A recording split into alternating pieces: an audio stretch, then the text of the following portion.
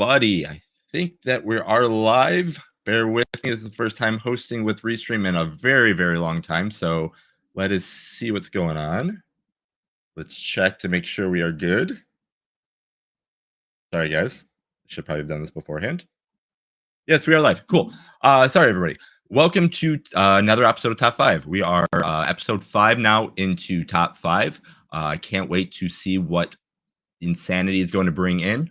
I do have 3 guests with us today. I'm going to bring in my first guest, which was one of my co-hosts from when we did the Shooting Star Press. Pretty much the one person I think knows more about wrestling than a lot of people do.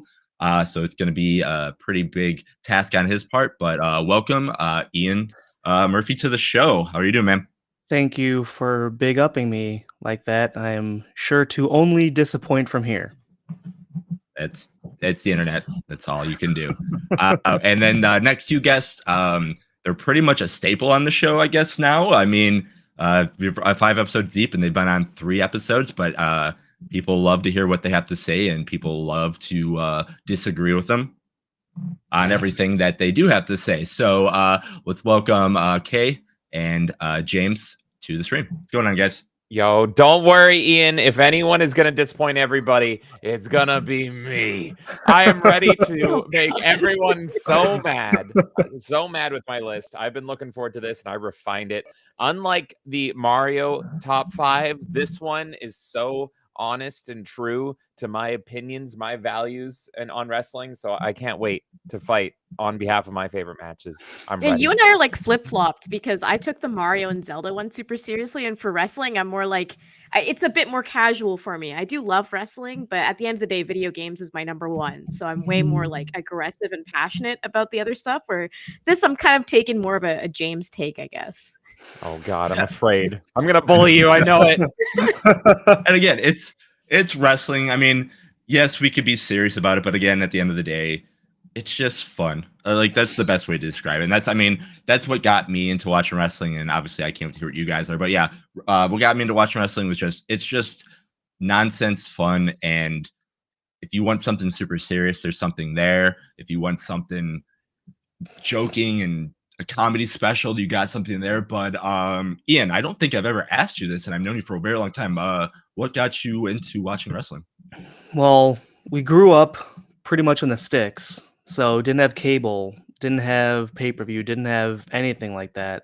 So it was kind of slim pickings, so to speak, as far as what to watch. And I just remember tuning in one day in '99 and SmackDown was on. And I don't know if it was what it was specifically, if it was the pyro, if it was The Rock yelling at someone, but something just kind of caught me in. And the fact that it was every single week forever pretty much means that you're always going to have something available. And so that's what hooked me. And then around, I think, mid 2000s is when I moved to a place that did have cable.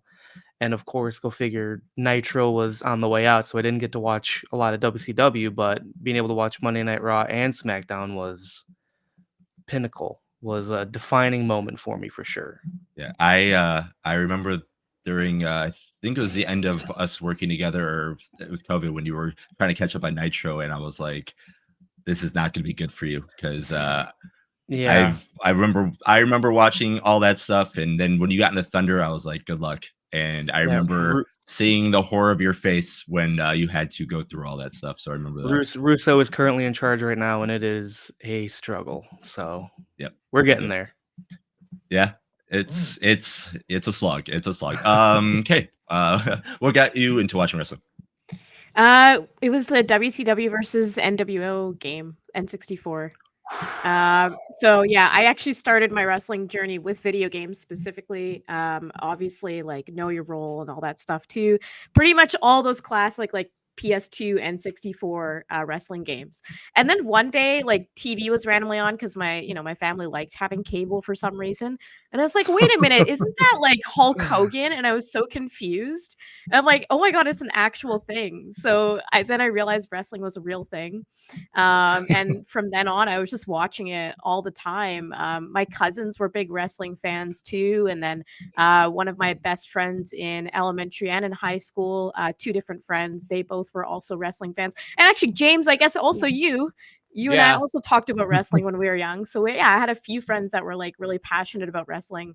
And so from there, it's just like the thing to talk about. And the week to week, it was that thing where you could come to school the next day and be like, hey, look what happened. Whoa, did you see this? And it was really a bonding experience. So ever since then, I've been pretty addicted to wrestling. Sometimes I'm on and off. Like there are periods of time I've kind of dropped off. And I think some of the ones, Jason, that you'll probably really like in wrestling, that's probably the time I dropped off too, like the whole Randy Orton kind of era. I was not so much into Nexus and all that stuff, but I've come back around to it in the past few years just as something to do. And yeah, it's something I'll always come back to. Yeah. And then James, how about yourself? Kay stole my story because I Also am my story. What do you mean? I'm pre-recorded and she's live, and she has people on the inside that are taking my stories and taking my sheets. But I'm gonna pretend that she didn't take my story anyway. So I also got into wrestling because of video games, and I remember it quite well. Playing PS1 at the time, I was big into fighting games, and my uncle got me SmackDown 2.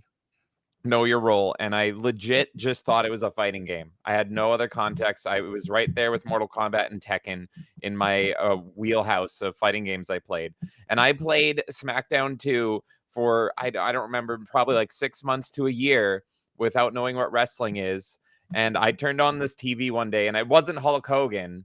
It was. I'm looking at you. Look, I have to fight you. I can't fight them. They're nice. I have to fight you. I have to fight my inner circle, if you will. So I turned on the TV and I saw Stone Cold, and I was like, that's my favorite fighter. What? He's a real person? What's going on? I'm so confused, and I was hooked ever since. And that's literally what got me into wrestling. And then I became, at that point, a very big Triple H mark, and I was the littlest Triple H mark you ever met. And I would get mad at people when I went to see it live. Because Triple H was the heel, so everyone was booing him. But I was like, no, he's my hero. And I would storm out mad if he lost. It was a whole thing. But yes, that's how I got in. Yeah, you don't get a lot of Triple H fans during that time, just because, again, of all the his reign of power or terror, I should say, during that time too. But yeah, that's if Triple H got you and stuck you into wrestling, I mean, that's pretty good. And then I guess I'll stick with you, James. Do you remember your first WrestleMania? Yes. So I guess I had to have two, because I wasn't watching it live, but I got into it because of the game, and then I started to play catch up and like kind of learn the past. And then I was a big fan of Stone Cold based on the game. So I wanted to watch the stuff that already passed me by. So my first WrestleMania I watched ever was WrestleMania 15, because my parents would take me to the equivalent of our Blockbuster, and they would sell old tapes. And so I was just getting any wrestling tapes I could. So I had like St. Valentine's Day Massacre and all that stuff. So that was kind of that era. And I was just watching random pay-per-views. I didn't get to watch Raw or SmackDown. I just hoarded random pay-per-views. So 15 was my first one I ever watched. But live, by the time I was a fan and everything, I went to my uncle's house to watch 18 live. And so that was the first time I ever saw it. They were all drinking, having a good time. I wasn't allowed to do that, but I was glued to the set because I love 18. And again, Triple H mark at the time. He was the main event there against Jericho. And I was fully engrossed in that whole storyline. Loved it. Flying a 747 into the Grand Canyon. But yeah. Ian, how about yourself? Do you remember? I think I know, but what was your first Mania? Well, the first one should have been WrestleMania 2000, but literally the day of the pay-per-view, we specifically got a brand new, big old, massive tube TV for it, and we were trying to set that up and set the cable up and get everything going. And this is back in the year 2000 when everything had a million cables, and you had to call people to get this, or that, or the other working. So, needless to say, that didn't go through, and I was heartbroken for the entire night. I literally cried Oh. myself to sleep that night because I was looking forward to it. But by the following year, technically, like the first one I was able to watch live was WrestleMania 17, and we specifically set up the 2 VCRs so we could bootleg it. Sorry, government.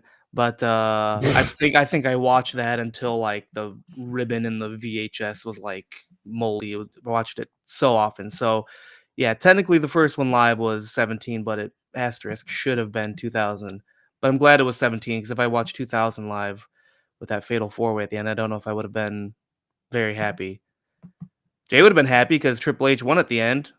One of the very few times Yay! that won in a fatal 4-way, but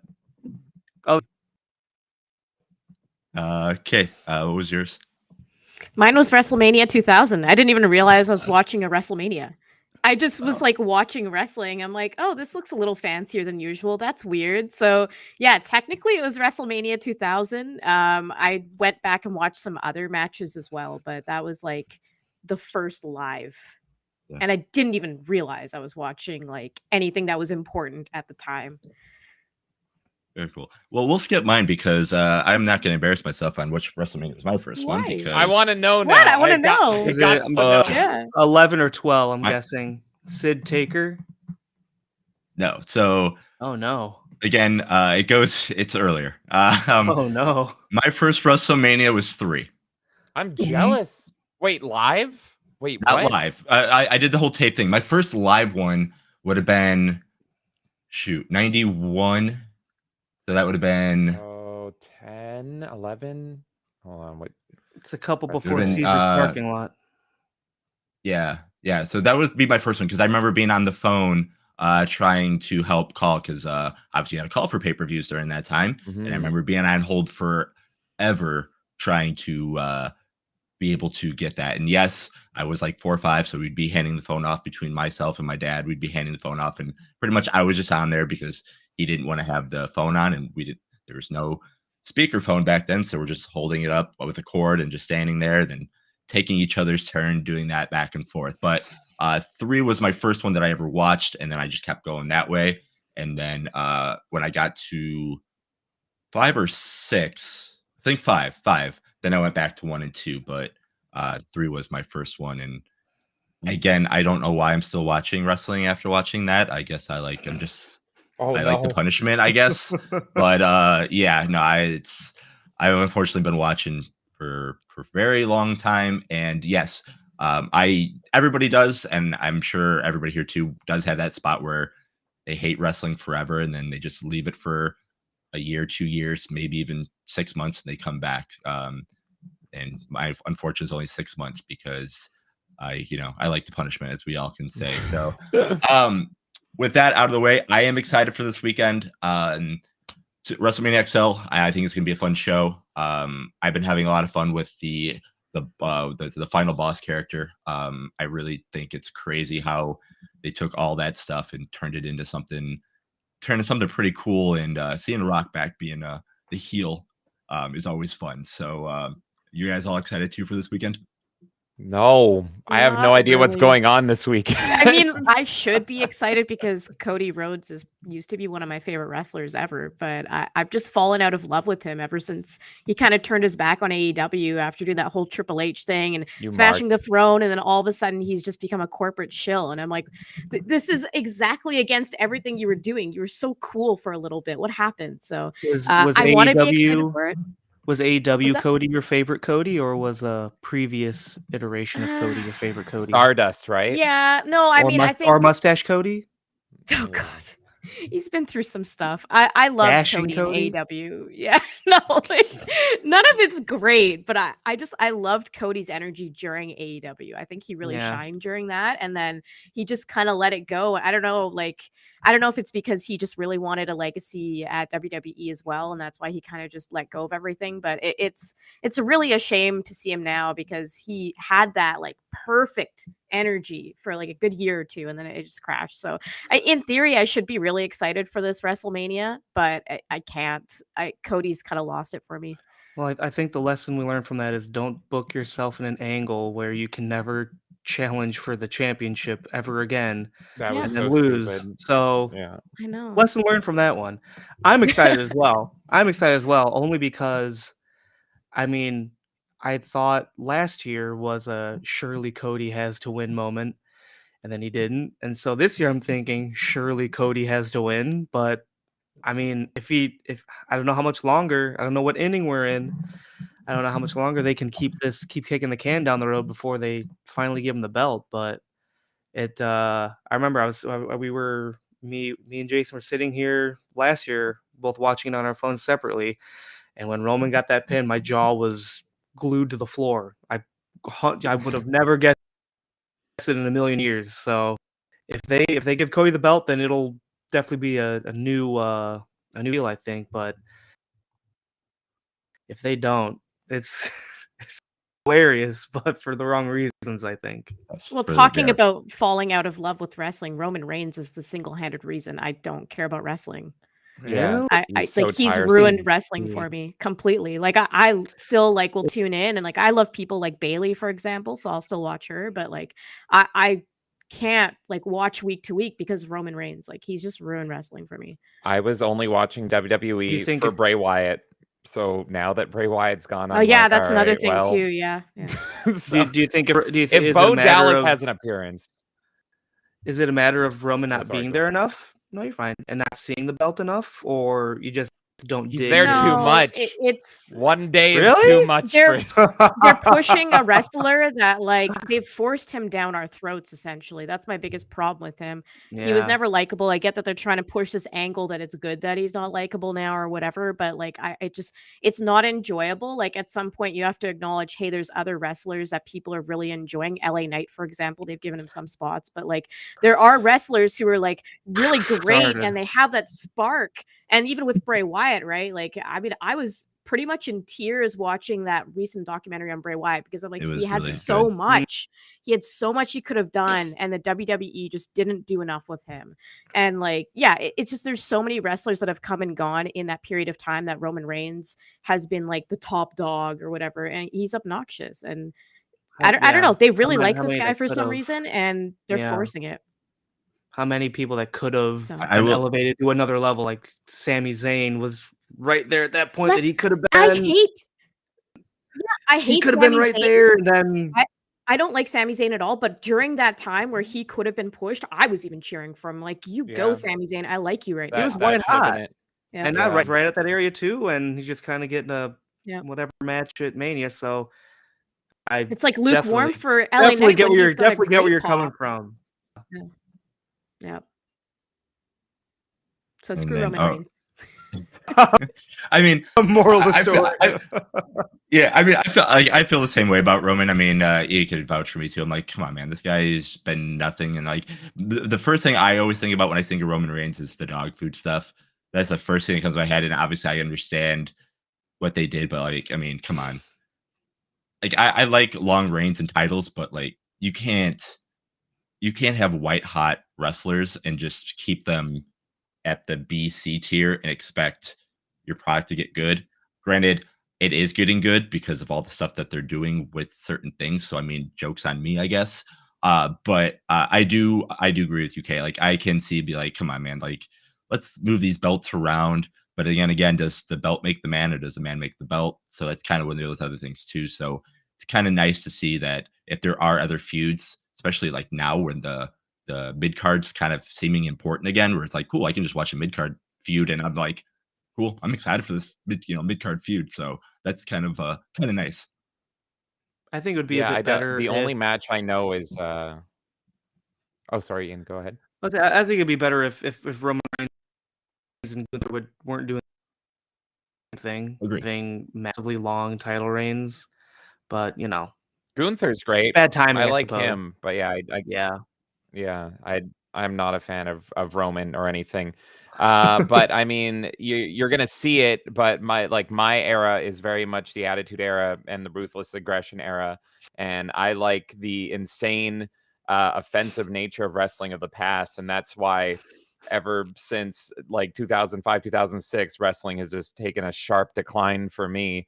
And so you get to this point, and it did go back up. I was looking for something to get back into, and so Bray Wyatt really got me back into it. And then when AEW their first year and they came around, that was exciting as well. But AEW, the absolute state of AEW right now, I've watched one match this year, and that was Sting's retirement match. And where the hell was Sting in his own retirement match?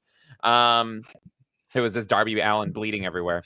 But yeah, so I completely forgot it was even WrestleMania this weekend until Jason reminded me. And then the only thing I knew was Cody and Rock. And I had a friend invite me over saying, "Do you want to watch WrestleMania?" And I'm like, "All I know is Cody and Rock." And he's like, "Oh, I didn't even know that. I just want an excuse to drink." I'm like, "That's fair." So I could not tell you, if you had a gun to my head, I couldn't tell you a single other match on the card. But hey, I heard the name Gunther, and I liked him when I was watching for Bray and LA Knight, and that was it. I kind of want to watch TNA again because Dolph Ziggler's over there, and he's great. Like, how I need to start watching that maybe, or maybe Japan finally. But yeah. Oh man, don't talk to me about New Japan. I miss that so much. That used to be our thing, is staying up forever watching New Japan stuff, and I miss that so much. All right, so I think the pleasantries have gone long enough. Elvis is in chat saying, "Wrestling nerd trying to outdo each other. Wrestling nerds. This should be fun." We're not trying to outdo each other. There will be we're not trying to yourself. outdo each other. Yeah, right. Yeah. We're just kind of spreading the love. And then also Elvis saying, "Kay is the heel of this group." Like I told you, and every time she's on the show, Kay is the heel of this group. Always. I don't Always, know always, if I'm going always. to be the heel this time, honestly. My opinions on wrestling are pretty milquetoast. I don't know. We'll find out. I guess we'll find out, but I just yeah, don't feel know. like I have that like passionate aggression towards somebody liking a certain match. That's the Unless new, it's Roman Reigns. Yeah, that's the new There you episode. This is called Passionate Aggression. That's our new era of wrestling right now. Passionate aggression. Perfect. So I guess what that's saying, Kay, why don't you lead us off with your number 5? My number 5 feels weird. As I was making this list, it just, I don't know, it felt so strange to say because I constantly sound like I'm an old person that likes, just old classic wrestling. This, I think, is actually, if I remember correctly, not the latest WrestleMania, but out of all of my WrestleManias, this will be like the one that's the most recent. The Dominic and Rey Mysterio match at 39. Is it 39? Yeah, 39. Oh my God. Yeah. So I think up until this point, Dominic was terrible. I didn't even know why he was there besides being Rey Mysterio's son. For context, Rey Mysterio is one of my favorite wrestlers of all time. And I get why, he wants to bring his son into it. Obviously, you want to create a legacy like other wrestling families. So I wasn't like against Dominic being in it, but he just was he could not perform. No matter what matches they put him in, he could not perform. And seeing that like Eddie Guerrero style entrance, getting to see Rey Mysterio battle his son and seeing how Rey could really highlight Dominic, just that entire storyline, and having all these like little squabbles leading up to it as well. That match is always going to be near and dear to me. I think it's special on a personal level to that family. And Rey deserves that for everything he's done for wrestling. And I think it's the first time Dominic's ever displayed what he can actually do. And from then on, he's been killing it. Like, he's doing great. So, he's not like a top tier wrestler by any means, but I think it's what he needed to really shine. And now they understand what to do with him. So that is my number 5. Oh yeah, they definitely put if you any way you can boo the guy, he's gonna do it to get booed. And I said, I've heard he's been having fun just figuring things out to get booed too. So that's always fun seeing that kind of. He may not be a top tier wrestler, but taking that he gets the most heat consistently every week. So he's doing something right. Absolutely. That was the WrestleMania where he had the entrance with the police van, right? It was like the That's so literal like Eddie badass. Guerrero style entrance. It was That's so I was glued to the TV. Like as soon as I saw the Eddie Guerrero style entrance, I'm like, perfect. oh my god, this is just perfect. And it goes so well with like all of people always make that joke of like, is he actually Eddie's son? Like he doesn't Yeah. look like he's Ray's son, and like the whole like the custody battle back in the day and everything. It was Uh-huh. like a flashback to me, and I'm like, I know this is a newer WrestleMania, but it doesn't matter. It's a moment I needed in modern wrestling that Well, I want to see what Dominic does going forward. I think it was a really good match for him. helped Dom. It didn't do Dominic any face time was in the pandemic era wrestling, in front of a bunch. It's hard to really come in your own when you don't have anyone to play off of. So that was his first major party, so to speak. So yeah, he killed it and Exactly. has since been killing it. That's a good one. Now, Kay, Mhm. I knew you had to include Rey Mysterio because he's your favorite little boy Yes. ever. But I'm trying to think now. Is there like an older WrestleMania match that you're maybe forgetting for him? And so I'm trying to do some digging right now. I'm like, what Rey Mysterio So WrestleMania match could top it? And there is one. I don't remember if this match is good because I only watched it once. But at WrestleMania 19, he did fight Matt Hardy in a Daredevil uniform. I know, and I love it Oh, yeah. too. I do. I don't remember if the match is actually good though. I That's do. version I one love it, Matt but Hardy like too. Yeah, it's SD1. The I know. dial-up entrance. And I love the Hardy Boys. Look, but I mean, I have this thing about like legacy type wrestling, like talking off topic, but AEW, that Cody match with his brother to me is like one of my favorite matches ever. Right. And obviously that has nothing to do with this list because we're talking WrestleMania, but I just have a thing for wrestling matches that tie both well in personal life and in the professional ring. I think that's the best storytelling is when you find a way to tap into something that people can really relate to. So as much as I do love other Rey Mysterio matches, to me, I know how important family is to him. He's like the whatever Vin Diesel of wrestling. He's family all the time, right? So it was a big deal. Oh, I'm stealing that. That's actually a really good way to put it. Yeah. That's a very good way to put it, actually. Actually, that'd be pretty good fun. I think barbecue to go to.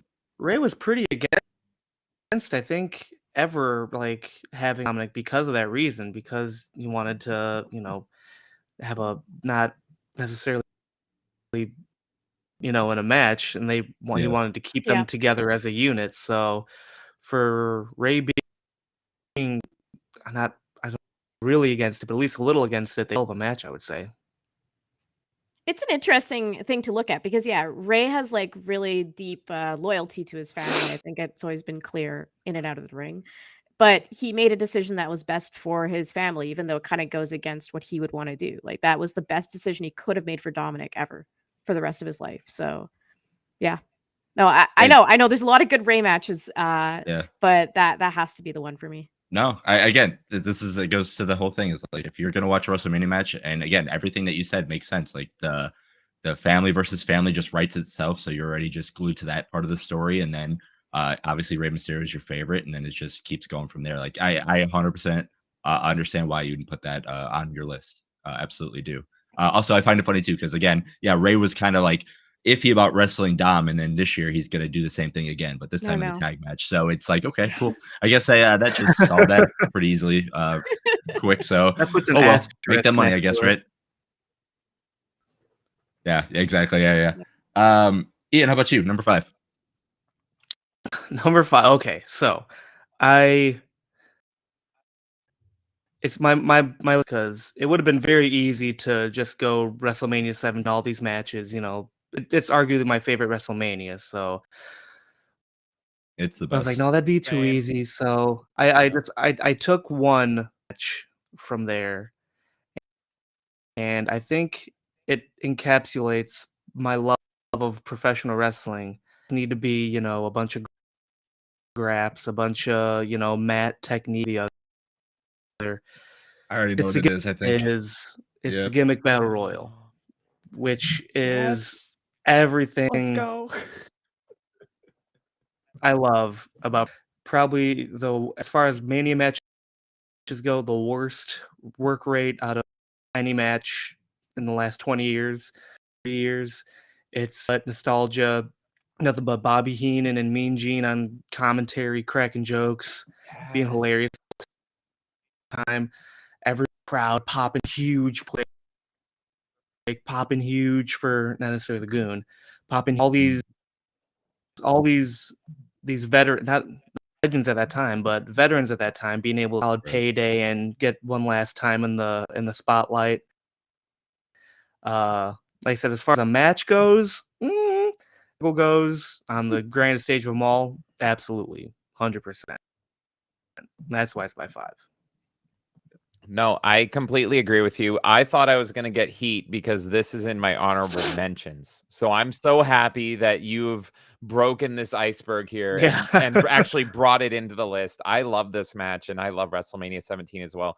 Being a kid, this match was actually a big introduction to like the golden era, the pre-Attitude era for me. And this was my way. It was almost like getting like a booklet on like, here's who you missed from your childhood. And this was a great way for me. I think I even had a list as a kid writing down all their names, and then I went back and was like, I need to watch a match from Doink the Clown. I got to watch a match from Hillbilly Jim and all that. So it was a great introduction to the past for me, and it was so lovely and fun. And yeah, it's really the fact that my favorite commentary team of all time is Jim Ross and Jerry the King Lawler, but a close second is Monsoon and Bobby the Brain Heenan. That's and so, the best. Yeah. And so it was Heenan, but was it with Monsoon had already passed away, right? At this point? Yeah, it was him and Mean Gene on commentary. Him and Mean Gene. But yeah, so it was great to hear Bobby the Brain Heenan again as well. And Mean Gene is absolutely wonderful. I might be wrong, but I think if I remember correctly, this guy here refused to lose. Is that correct? Like, I think the ending. The ending was. I think yes, that was it. So it was supposed to be Sergeant Slaughter wins, right? Yeah. But because he couldn't fall, they had to let Iron Sheik win because he couldn't get thrown. He couldn't go over the top rope. Ring. Yeah. So that was amazing. And he just owned that win as well. Like, he was acting like such hot shit. And it's just like, you had to win. There was no other choice. Well, by the time the Iron Sheik gets to the ring, it'll be WrestleMania 30. Yeah. Oh, yeah. Those one-liners. Right. Oh, God. Bobby was the best. No, Heenan is the best of all time.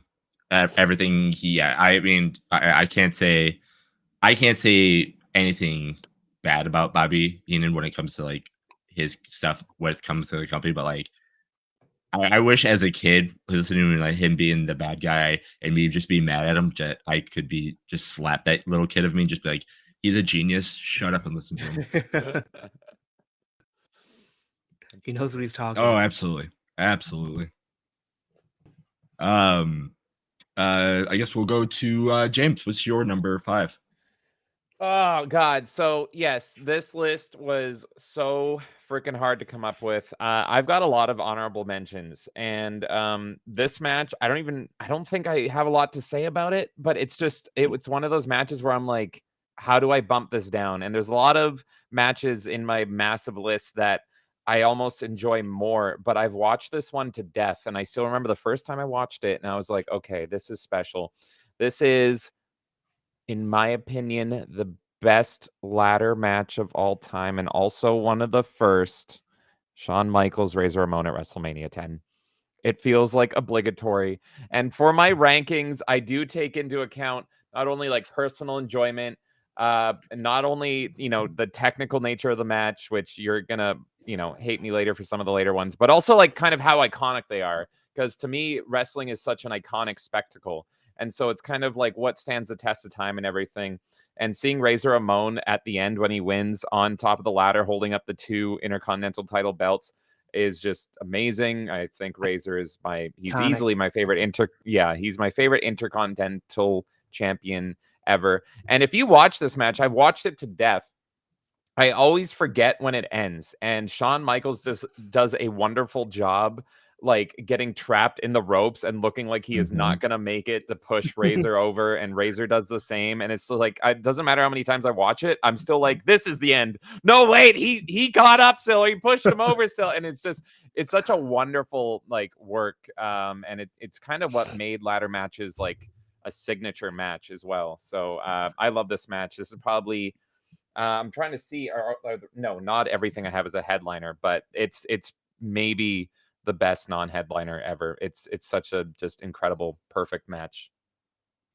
This was on my loose top 5. It got bumped out of mine. I watched this match probably twice now in the last 3 days, Oh wow. and I agree with you. This match was so hard for me not to put it in my top 5. It was just fantastic. I loved the rule that there was only one ladder at that time. You just couldn't go find a ladder anywhere. You had to go grab that one ladder that was at the entrance where you had to bring that in there. There was just so many innovative things that even Vince on commentary goes, "Oh, they weren't supposed to do something like that, or we weren't expecting them to use that as a move or anything like that." So cool seeing that kind of do that. Sean riding the ladder down instead of the splash that we see that's iconic. I think the whole riding the ladder down on the Razor was really cool. Yes.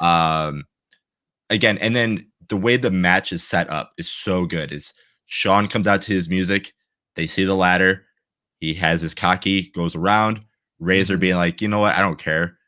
Just slides right underneath it with his music, and it's like the best way to start an entrance to the match. I'm just watching, I'm like, you can't have these two guys do it. I will say though, a couple of knocks that I kind of do down. Diesel getting ejected, I thought was funny because they were saying like he could disqualified in an no DQ match. I thought that was cool. There's a couple little things like that. I'm like, there's no DQ, so how that's whatever. And then get Kevin Nash out of here. Yeah, you don't want him here. He's gonna ruin it.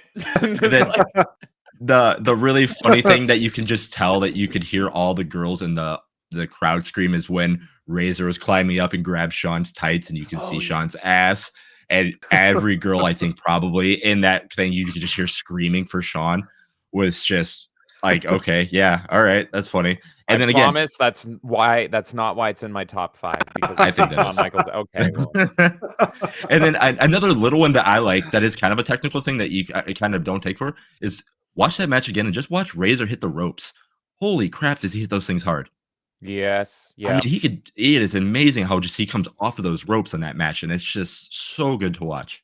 But I agree that match was very, very, very hard for me to not be in my top 5, but I watched it quite a bit in the last couple days, so I'm excited I got to watch it again for a while. And Scott Hall doesn't get enough credit for like how good he is and how much he knew the business and how it works. One of my favorite stories with him was when the Click was, driving to the next location, and he was in the car and he was asleep. And Kevin Nash at this time, I think it was, well before he won the belt or anything, but he was doing this move where he would like jump over a guy. And it was like an impressive feat because Kevin Nash is like close to 7 feet tall. So this big guy jumping over him. And apparently Scott Hall just woke up and he was like, hey, yo, you got to stop doing the jumping thing because it doesn't make sense. You're a giant guy. Anyone is just going to bounce off of you. It looks dumb. It's not believable. And like everyone, like Triple H and everyone was like, he's right. And so he just stopped doing it. It's like, yeah, it's like impressive. But like, why would you do it? And that's what I loved is like, taking the business seriously and trying to make it believable and real and all that. And Scott Hall really got that. So yeah, an amazing match. It was a match that has ladders. It is a ladder match, but it's more like you think ladder make big spectacles, giant contraptions, big this, that, and the other. They had like a pretty much like just a bare bones match, just with the ladder kind of thrown in. Like a lot of hard hitting, hard bumps that were pretty, but no big seesaws, no big, jumping from one ladder to the other thing. Just, gritty fight and just throw a ladder in, and that's what you get. So, and a lot of matches now are kind of lean on the ladder too much as like a crutch, so to speak, but wrestling kind of goes to the wayside when a ladder's thrown in, but rest ladder, sprinkle it in here and there. So being able to do that and being one of the first to do it in such a large, capacity, definitely kudos to them. Mhm. And it I think feels like a that's spectacle as well, like seeing Oh, that yeah. ladder and everything. And now, like you said, you see them all the time now or whatever, but it's just like this is something different. And if you really set yourself in that time, listening to the commentary and everything, it's just like, oh, there's something cooking here, and this feels like something special is about to happen that has never been seen before. Oh, yeah, absolutely. And then I forgot to and then again to go off your point, like I think that's what's so cool about just having the one ladder is like you have to fight over that one ladder, and like it is just a wrestling match. You find the one object that you need, put it up instead of get the 7 of them, then make the seesaws. Like it's cool to see that kind of stuff, but no, we got to use this one item to get those things up there, and we're just wrestling, which was I again that's why I think it's fantastic too. And then a couple things too in the match that I wrote down I forgot about. There's some bumps in that match too. Like Razor takes off the padding on the outside. He falls on the concrete twice. One from in the rope outside. I'm like, some of those some of those bumps. I'm like, yikes! I no way. And then again, those mats back then too. Those things weren't nothing anyway. So, but yeah, no, there was some crazy stuff in that match too. All right, so I guess we'll do my number 5. This one, so this is kind of going to spoil one of my honorable mentions as well, but this knocked it off. One of my favorite matches of all time is the 60-minute Iron Man match. I love that match. I absolutely love it. I love it's obviously hour long. The crowd is hot for it the whole time. And then it's a 0-0 match that goes in overtime and goes through it. But as I was watching it again, I love Shawn Michaels to death, as maybe you'll find out during this top 5. But seeing the ending of the match and where Shawn becomes that complete asshole, you can see that like gear turn. And I was like, man, you can see that he said something to Brett, or he said something to Earl, and then Brett said something to him. He kicked out Jose Lothario to before everything gets going so he can do his stuff in the ring. And I'm like, you know what? I'm gonna have to knock this off because I found a better match. But like, it was just weird seeing that. Like, yeah, we're gonna crown you, Shawn, but don't be the asshole at the end. And he just, went and kind of want to do it. But again, the match is great because the story's told the whole time. You can see Shawn, learning to wrestle, but knowing to wrestle Brett and all that kind of stuff, and a young guy that pretty much on parallel almost, but Brett was always better and just kind of moving that kind of tag along. Again, it seems like this is my number 5 match, but it's not. That's why it's like my 5.5 match. It was really, really hard for me to take this off of this list. I know we get those. All right. So, but I'll actually go to my number 5 match. So I watched I was watching just WrestleMania 29, and I was just watching random stuff. And I was watching a lot of stuff with the streak and everything like that. But I went to CM Punk versus Undertaker for WrestleMania 29. And I liked it back then, but I kind of like fell in love with this match for some reason. It took like a personal story with unfortunately Paul Bearer passing away. They used that as like a crutch to be like, hey, CM Punk, you're the heel now. You're going to be the dick, stealing the urn, going the whole week, using the urn to talk like Paul Bearer. You're going to give it to Paul Heyman. You're going to play catch. You're going to use random shit to mess with Taker to get in his head and to try to beat him, because that's like the way to do it. And all the matches beforehand to try to beat Taker, the way to beat Taker at WrestleMania was to try to get in his head, and that's what he was trying to do. But just the Living Color performance to get him out to the match, awesome. Was a little bit mistimed, yes, but again, Living Color playing CM Punk out to the match, fantastic. Then you get the amazing Undertaker entrance with the hands that are trying to grope him as he's walking to the ring with the shadows behind him and everything like that. One of the most iconic, I think, Undertaker shots is the one that's down there with that happening. Always forget that's this match until obviously watching this. Again, CM Punk wearing the Undertaker's colors. Again, every little thing that CM Punk could do to try to get into Undertaker's head to beat him, that was in this match. It was so awesome. And then as you were watching the match, it felt like a script has flipped a little bit, where back when Paul Bearer had it, that was Undertaker's powers to try to win his matches. But now Paul Heyman has it. And so many times you see just Paul Bearer holding it up like this, and then CM Punk trying to like reach for the the power of the urn, but knowing that the urn is Taker's power. So it was just something little that was kind of I mean, I might be reading this, but I'm sure there's something with this. But it always seemed like, oh no, the urn now is CM Punk's powers, but that's gonna probably cost him later down the line. The elbow drop to the table, where the table decides to be I am the table, doesn't break. It almost destroys the match. What else? There's so many things else. Again, the anaconda vice being put on, and then Taker sits up, and you just see them staring at each other with the anaconda vice. Such a great moment there. They said that he hit the GTS, but he didn't. But the block GTS into the rope, into a tombstone, then you get a false finish there. And then you get the false finish of CM Punk, trying to do this to the GTS that gets blocked, and then the counters in that move. They say sometimes, I mean, Undertaker can wrestle, but Undertaker doing wrestling with Punk was just so cool, seeing the counters back and forth.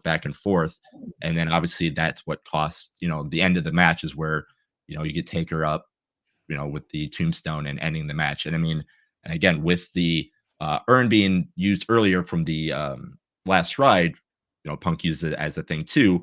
Another, kick out there. So I'm like, there's so many random things with the urn being such a main focus on both ends, but at the very end of the day, Paul Bearer's powers, help Taker win it, and you see Taker hold it up at the end of the match, and it was so good. I mean, I absolutely forgot how much this match was that good. I mean, I love CM Punk, so that helps too. But I mean, this match was written really, really well and performed just great, in my opinion.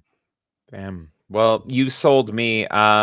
I have not seen this match because I'm an old man, and I hate everything new, and to me this is still new. But that sells me on it, especially because I love Paul Bearer so much, and I love that. I'm wearing an Undertaker shirt right now, so I need to see this match for sure. And I love all the dark energy and all this supernatural storytelling that Undertaker does. And so when it's successfully woven into a match like that, I am so in. And I've seen that entrance shot as well, and that it's a beautiful entrance shot. And so just for the respect of Paul Bearer, I definitely need to watch this match, probably right after the show. Yeah, you will not be disappointed watching the match. I also, because this may or may not be showing up on my list later, so without giving all my thoughts away on it, very good match. Very good choice. Maybe should be, we'll see. Yeah.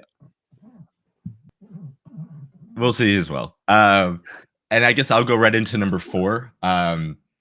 Again, this one was pretty, I guess this one was kind of easy for me to put on there just because I'm not the biggest Ric Flair fan, but I respect what Ric Flair did for the business and all the stuff he did. So my number 4 is from WrestleMania 24, and that is the retirement match of Ric Flair versus Shawn Michaels. It is just a great match and great buildup of someone that respects someone that doesn't want to do it, but knows that he has to, because again, they used it during the promos leading up of, I can't think of the name of the dog right now. Old Yeller. Every time I say Old Yeller, I can hear Ric Flair in my head right now too. Putting Old Yeller out to the pasture and everything, and then with the slap and starting that, being like, okay, you want the best of Shawn. I don't want to have to do this, but you're going to make me do this. And I am Shawn Michaels. Like, I don't really care about anyone else but myself. And if you want me to go back to that spot, I will retire you. It's not hard for me to do that to you because of how old you are, and I know how you are. So, I mean, those promos leading up, the only problem with the promo is with the song that they use. You can kind of tell that Ric Flair's losing. Granted, you can kind of maybe think about it, but the song that they use into that promo, you're like, oh, yeah, he's losing, isn't he? And it kind of takes a little bit away, but not really, because when you watch the match, it's great. One funny thing, too, that I forgot when I was watching is, I don't know if anybody can tell me, before Ric Flair goes out to his music, can anybody tell me who he gets interviewed by? No, because I've watched this match, but I haven't watched WrestleMania 24 as a whole. So right before he goes out to there, Mike Adamle does a promo, like an interview with Ric Flair, and I was like, "Oh, Mike Adamle, okay, all right, let's get go away, Rick Adam, or my God, I'm like, let it go. So, but yeah, I thought that was funny, just a little thing. And then when the entrances being great, so good seeing like how they pan to his family. They have little Nate and refereeing the match. Nobody better but him. Hey, there's Charlotte Flair, sitting up front, the whole family, everything like that. But then we get into the match. Again, Sean loves doing those springboard moonsaults, and ouch, this one looked like that. Getting hurt really, really bad. Table tried to give a little bit, but not as much as it should, and it just got him right in the gut. But yeah, that looked like it sucked. It was also funny seeing that Sean thought Ric Flair could do a little bit more than he could, because they had that bridge spot where they were gonna do the bridge out of the kick out, and yeah, Ric Flair's not gonna be able to do that. So they just kind of rolled and just started going after it again. So that was just kind of funny. But then again, you get the best of Ric Flair stuff, doing the chop blocks, doing the thumb stuff, just like the best of, to try to be like, I'm gonna cheat to win this because I know he's better than me at this age. I can't do anything about it. And he also sees that this Shawn Michaels says I'll do anything to win, but you can also see that he's like very hesitant on what he wants to do. There's so many times where he like pulls away a super kick or he does stuff until it has to be done in a way, or technically after the one of my favorite things is just a split super kick, a quick one that he does. That is like, okay, Sean's like, I don't want to lose to this old man, so I have to do something. And unfortunately, I just have to retire him. So then you get that, and then again, one of my favorite endings of a match is where he's tuning up the band, tells Ric Flair, "I'm sorry, I love you," and then just pulls the trigger, and then pins him, ends the match, and you could just tell Sean was just not happy he had to do it, but just was happy that it was him to do it in a way, and just sent Ric Flair home. And it was very, very beautiful in a way of saying, like, you know what, you did so much for us. I'm glad I'm the one doing it. We had something. I'm glad we pulled something out of you that I'm the one who could do it with you. And thank you so much. Unfortunately, it's only number 42 because what was it? Only a couple months later, he shows up in TNA and starts wrestling again. So not as much, not as heartfelt as it should be, but it should be more heartfelt than it was. But but we'll just leave it there. And I mean, he wrestled 2 years ago. So I mean, looking back at WrestleMania 24, you're watching, be like, if Ric Flair goes out that way, that's so good. He doesn't though. Now, I wanted to ask, is this match better than his recent retirement match? Because I stayed up and I watched that match live. That was amazing. He faked a heart attack. You want to talk about dirty? He didn't have a heart attack at 24. 4 couldn't be better because he didn't fake a heart attack. And then it looked like he was really going to have one when he didn't get up, and Andrade had to get him up. So yeah. Is this the Jeff Jarrett one? Yeah. Yeah, okay. Yeah. Jeff Jarrett, Jay Lethal, and Undertaker was in it. The audience just being like, "What the fuck?" But yeah, no, this match is great. It looked like it, but yes, this match is amazing. He should have gone out on this match. I hear he wants to wrestle again. He wants to wrestle like Steamboat in like a double retirement match or something. I love Ric Flair, and I love everything about him, and I fully believe in the hi Internet Crusader. We are nerds. We're also marks. But I love the idea of Ric Flair is just never gonna retire, and he said that in one promo that he's like, I retire when I'm gonna die, and all that. It's so good. But this match is like, it'll always be his retirement. It's always gonna be his swan song, no matter how many more times he wrestles. It's almost like, how do you retire him though? Because there's so many iconic matchups he could have. Like even the one that you were just mentioning with Steamboat, that's an amazing matchup too. Even though they're way beyond their prime, I still want to see Steamboat still looks great though. He does. Steamboat's super nice guy too. But yes, he still looks really, really good for his age. But yeah, I love this match so much. I think I heard one story, I might be wrong on this, where like Ric Flair was like pitching stuff for this match, but Sean wanted this match to be so perfect that he kind of just forced him to be the lead dance partner, and he was like, I got this, old man. You just follow my lead. I'm gonna take us all the way through this match, kind of thing. And I wouldn't doubt it. Yeah, so Sean just made sure that this match was like perfect, and Ric Flair had no creative input effectively, and it's just like, I'm gonna drag you through this 10 out of 10 masterpiece. So yeah, I love it. Great pick. Yeah, I'll say great. We'll go great match as well. Would have been a lot. He stayed retired. One of Stopped. the I know. small handful of matches where he goes to the top rope and actually hits the double axe handle from the top rope Yes. and doesn't get Mm. caught by whoever and thrown off. So That is Easter egg. true. Yeah, that is true. I guess since you last week, Ian, what's your number 4?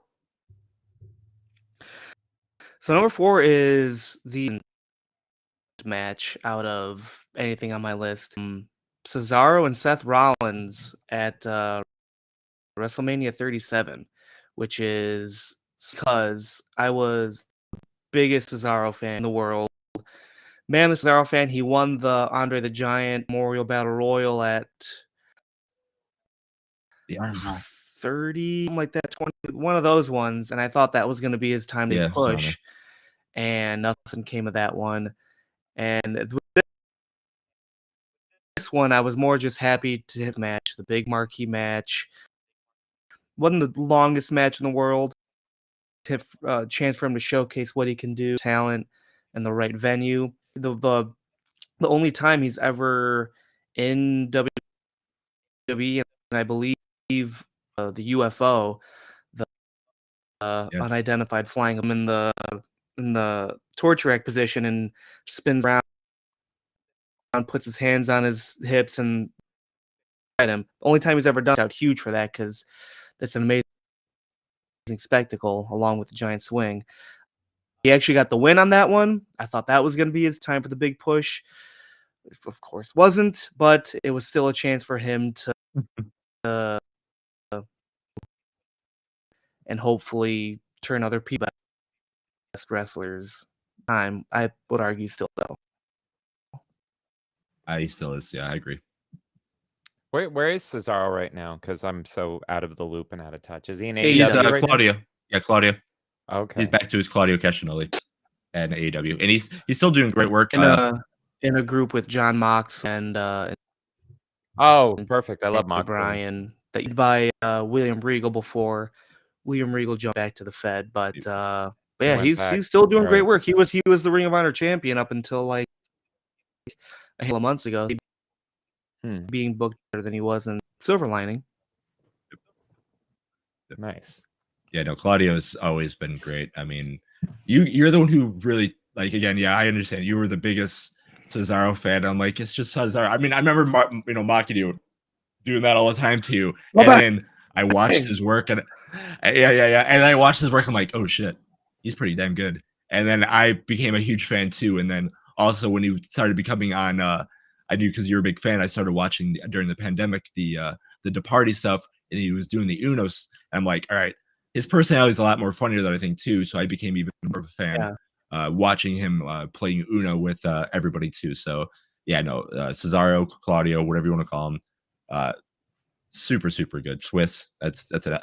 I sometimes call him Swiss a lot of the times just because that's what he's called on the Uno the Uno stuff. So yeah, he's fantastic. Okay, we'll go for your number 2. Another recent one. If you asked me 10 years ago if John Cena would be on my top 5, I would say no, never. There is one match. There is one match.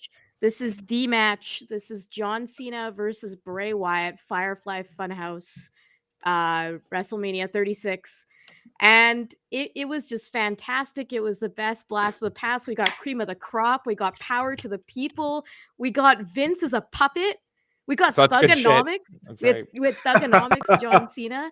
This match is something. Vince as a devil puppet. Yes. Ouch.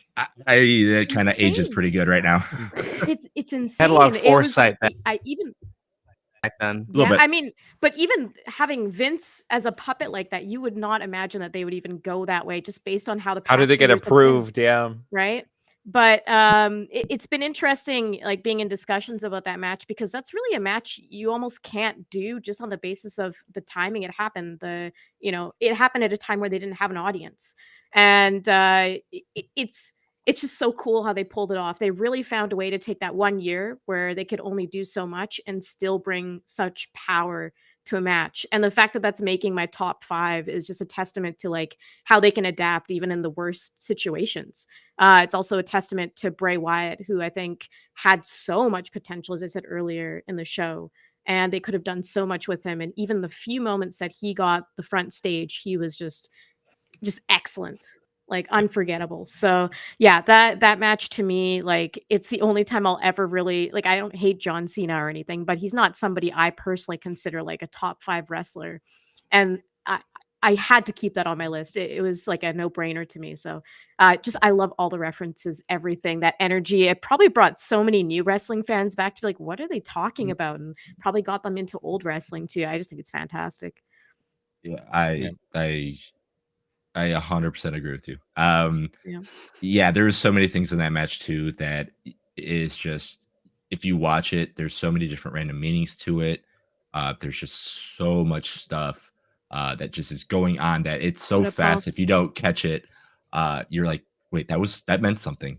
Oh, and then you look at your friend that knows him, like that meant something, right? It Yeah. did mean something, and you're going in there and you're just watching it with just every weird. It's like not every sense, but like, oh, wait, that was past. Okay, yeah, that's right.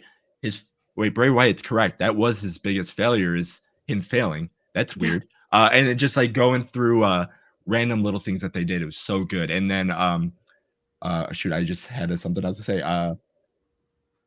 Well, it's like the Shoot. childlike wonder of that match too, Oh, right? Like you said, as Oh yeah. you can look at that as a casual wrestling fan and be like, "That's cool. They really experimented with something, and it's a different side of wrestling you don't get to see often in the modern era anymore. Besides what Bray Wyatt has really provided, Undertaker has obviously done a lot of cool things like that too. Kane is another wrestler I love, and Gangrel. Like these are wrestlers that are almost lost in this time, right? And they were like a huge part of what a lot of us appreciate about wrestling. And Bray Wyatt was one of those people that kind of brought that energy back. And this is something now you can look at in the modern era in the past 5 years that happened.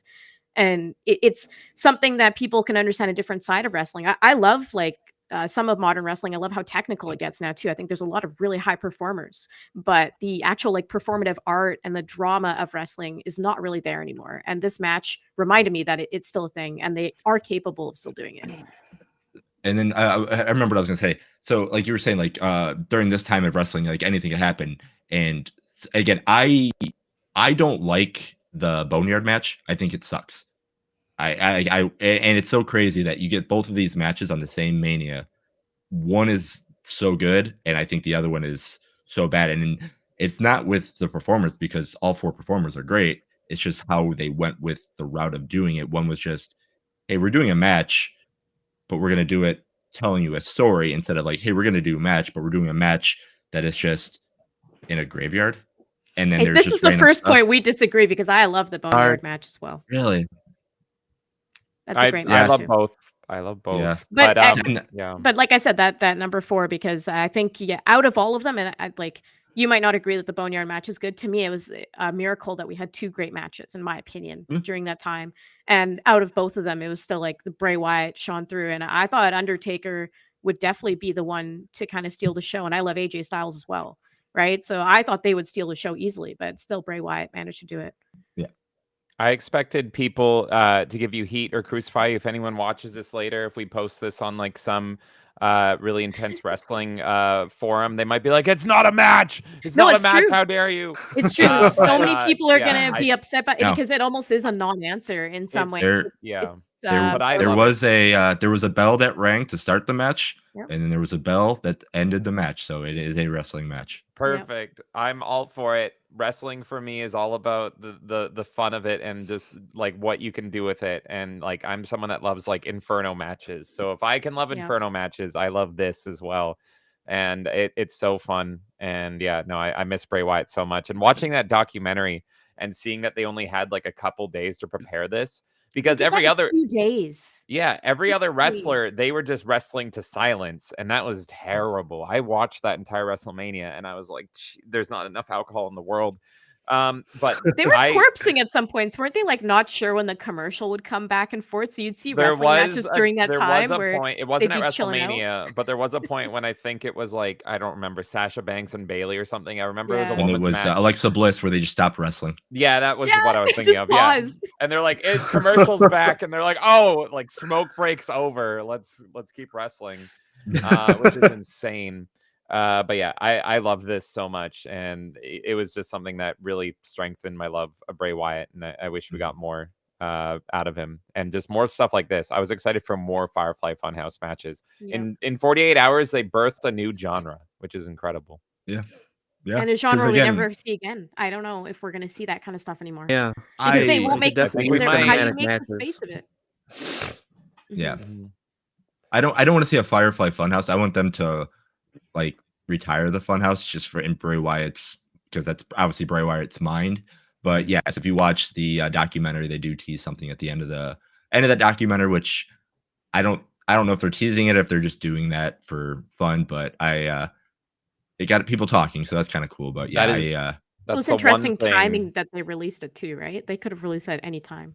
Yeah, Exactly. that's the one thing that has me slightly interested in WrestleMania is if they actually follow through with that. So I'm hoping. I'm hoping. I will mark. That would out be like interesting. crazy. That Get would be me Uncle very, Howdy. very interesting. Stat. That's Exactly. Yep. I would be Yeah. so in, man. That's gonna be something. I mean, my brother was a believer, so he'll be I don't know what you want to say, howdy doer, I guess. Don't say that. I guess, yeah, I don't know. It's the first thing that came to mind. fine. James, what would be your number 4 match? All right, here is where people look. There's if anyone listens to this, I know Paul and Internet Crusader, you're not the biggest wrestling fans, but just imagine, if you will, you're a big wrestling fan. There's two sides you're on, and this is going to divide people into two very distinct camps. But this one might, y'all might hate me for this. For me, I love the showcase of the Immortals. I love the how wrestling is larger than life. And there is one match that really made WrestleMania like the biggest thing in the world to me, literally and figuratively. And that is Hulk Hogan Andre at WrestleMania 3. Just the imagery and the visuals of that match and like how important it was for this match to work and to get it going for this pay-per-view. Like you can't like who knows where wrestling would be without this. They were pretty much begging Andre to come back to do this, and they were like, we need the big giant to fall to like, you know, our biggest guy, and this is gonna be the big match. This is still like just kind of what wrestling is to me. This is like the most famous shot in wrestling ever, and I'm pretty sure Hulk Hogan had to like earn Andre's respect just to be able to do this match. So is it the most technical match ever? No, but I remember being a little kid and like going back and watching all the matches, and like this felt special, even though like, you know, I was born well after this match. This was 1987. I was not born yet, even though I say I'm 87. But going back as young as I could when I was into wrestling and watching this match and watching, I mean, it's been said to death, but Hulk Hogan lifting Andre the Giant, over the top of his head and body slamming him, and the crowd just going absolutely nuts. And that was the main thing they wanted, was so amazing and everything. And it felt like I was brought back to that time of these two superheroes. So I love this match. It felt like an obligatory match. Is it my favorite match? No, but it's like, this is wrestling to me, this match. Like, this is what old wrestling is and represents. So that's why I had to throw it up on there. Oh, yeah. It's understandable. I can hear. Fight me on it. I dare you. Fight me. No. I get it. I get it. Yeah, like I can't fight you on it. That's the problem. Because again, who knows where it would have been? Like that image of Andre the Giant jumping up in the air to have Hulk Hogan slam him down pretty much made like, oh crap, this guy can do anything. And then obviously, you know, saying our prayers, eating our vitamins can lift up Andre the Giant later on, you know, would turn into what it turned into. I don't think it would have gotten the biggest like spotlight to show anything else on it. So I can't fight you on where you put that on the list. but I can, or put, like saying the match, but I can't fight you and be like, is it top 5? I think it's like it's something to be mentioned, but is it Mm. in the top 5? But again, but I can't say that either because again, we maybe not be here if it wasn't for that. So it's And one of those I weird also situations. Yeah, I also think about Andre at the time, and like thinking about him at the time, it's like this was when wrestling was, it was now going nationwide and everything, and everyone was watching WWF. And before that, Andre was pretty much like he was going around America, going to all the different locations and all that stuff, and he was like a spectacle. You didn't watch him everywhere, so you heard Andre was coming in, and you had to go see him to see if he was like really a giant and really that big and everything. So he was still kind of believable at WrestleMania 3 to be that. So to see Hulk Hogan overcoming, like, this is literally, I think they even say it in the commentary, but like it's literally like King Kong versus Godzilla pretty much. Like, this is such like a titan match, and to see him throwing over King Kong and everything, and everyone just going insane to me, like, it's just like it really represents what wrestling is. Because I was thinking, like, do I put WrestleMania 1? But WrestleMania 3 feels like way more pivotal than 1 does. So WrestleMania 1 is not very good. yeah, I do have 1 in an honorable mention because it's the first, but Right. like this to me is pretty much the birth of wrestling as like sports entertainment wrestling Yes. and all that. So that's kind of, this is where it comes from and all that stuff. This is the Vince McMahon, Hulk Hogan super genius baby that they created. It all starts here. So I don't even remember anything. Oh, 2 was King Kong Bundy, who is another giant, but it didn't land as well. But Right. yeah, so it's all about 3 for me. Yep. Like I said, I can't fight you on that, but I don't agree, but I can't fight you on it. It's one of those weird things. It's an oxymoron in a way, but yeah, I hate you, but I understand what you're saying. Exactly. Absolutely. Absolutely. Don't worry, I have 3 more you can hate me No, over. is it Hey, it's fine. WrestleMania match of all time? Probably not. Is it the biggest? Well, it could be. That's a good argument for it. Yeah. Without that, Yep. I I mean, that paved the way for others, so Yeah. hard to argue with it. So before we get into our next one, let's see what chat's up to. Paul's in chat. Paul is a wrestling fan, and he's all about the Attitude Era. Let's go. Amazing Same, man. brother. Smart man. And everybody else was pretty excited that 87 is the year. I think that a lot of us were 87, except for 2 of us. Oh my 3 of God. us. I was born in 1934. Yeah, same. Fine Ooh. year. I was born a year later, and then also, Paul, I don't know if you should say what you said because I'm scared for you, but Vince gets me hard. I don't yeah. know. I don't blame Hell you. yeah. I'm I a don't Vince know. as well. Go write him a You- love letter, Paul. Yeah, Careful that what you might say, be you might end up in a court that might be case. something. Yeah, that might be something. Paul all of a sudden Um, hears no called as a witness. chance. It's Yeah, like, oh no, no. So I'll start at number 3 because it's been mentioned already. So my number 3, and I didn't think this was going to be my top 5 match as well because it had a certain wrestler on here too that I didn't care for, but I watched it just for fun, and it is the Firefly Funhouse match. Nice. Yes. Oh my God, it's shooting up. I watched this match a week ago, and I was like, "Oh damn, this is good." And I was trying to do my list, and I just wrote "good" and I put a slash on it. And then all I kept thinking about was when I wanted to rewatch that match, so I rewatched it, and I'm like, "Damn, this is really really good." And Ian will know before we were testing stuff. I was kind of watching the match again before we got the podcast started today or the stream going today, just because I want to just pick up on little things that I might have missed. But that Firefly Funhouse match, there is so much going on in there. That's just not all wrestling, but is. And it's fantastic. The nice thing about too, I watched it a week ago, so I watched it before the Bray Wyatt stuff. So that didn't kind of like make me want to put in here. So I had it without the Bray Wyatt documentary, and then I have it with the Bray Wyatt documentary. And watching it both times just made it better in a way. So many times. A couple things on the match. I do think that should have been John Cena's last match, just because again we were playing the fact that it was John Cena, the heel the whole time, ruining everybody else's chances. It was also John Cena's failures that made him as successful as what he did, because again he was going to be fired, or the ruthless aggression thing, that was like his worst thing he did that almost got him fired, but him then rapping got him more noticed in a way. Just all the old school wrestling things on it. The chemistry between Bray Wyatt and John Cena, hilarious. Watching those two just worked with each other.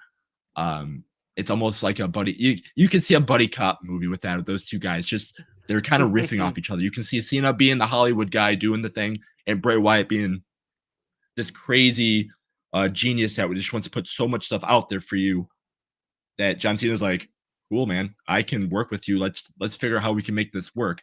And again, it's kind of like a kind of spoiler for the documentary where Triple H said like Bray Wyatt's worst part of him was trying to reel him back to be like, hey, man, we're in a wrestling ring. We can't do all that stuff. We're not doing a movie. We're in a wrestling ring. So we have to dial back your ideas a little bit because we have to finish what your ideas over there. And then also, so for this one, Cena being like, okay, we're doing a movie. We can do whatever you want. What do we do? And then again, putting it together like that. What else did I put? Again, the puppet hitting a little different now, being the devil and everything like that. And then also another little one too, being it was the smartest way, because we're never gonna see John Cena be a heel, and that's fine. But it was the smartest way to have him wrestle heel in a match and not notice that in a way, because you'll see him being more aggressive, wanting to do certain things, then bringing him out into the NWO stuff, bringing him into the random little things. You're like, oh no, yeah, Cena, you are the enemy. You are bringing down all these young guys because we're having these matches and you have to win. Granted, I'm sure Cena's not saying that, but he comes up on top and it's like, you are burying all this young talent. You don't care about us. You only care about yourself. Kind of bringing that whole back thing is like, if you weren't here, I could maybe have won a match. I wouldn't have, maybe I wouldn't have lost WrestleMania. Maybe I would still be the Eater of Worlds. I wouldn't have to have found the Fiend to make myself the way I am now, which I'm glad he did, because I think him as the Mr. Rogers, the Fiend is cool, but I love Bray Wyatt as the Mr. Rogers character because it is so disturbing and so cool on what he can do, just with that silent but crazy aspect of what Bray Wyatt was. What else is it?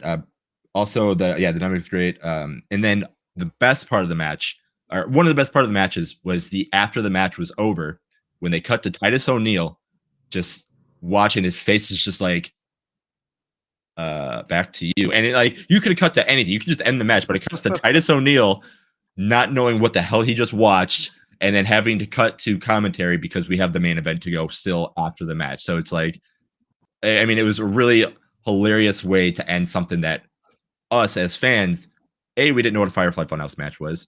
B, we just saw all this crazy stuff that A, was funny, and B, that was just insane. And then, oh yeah, that wasn't the main event.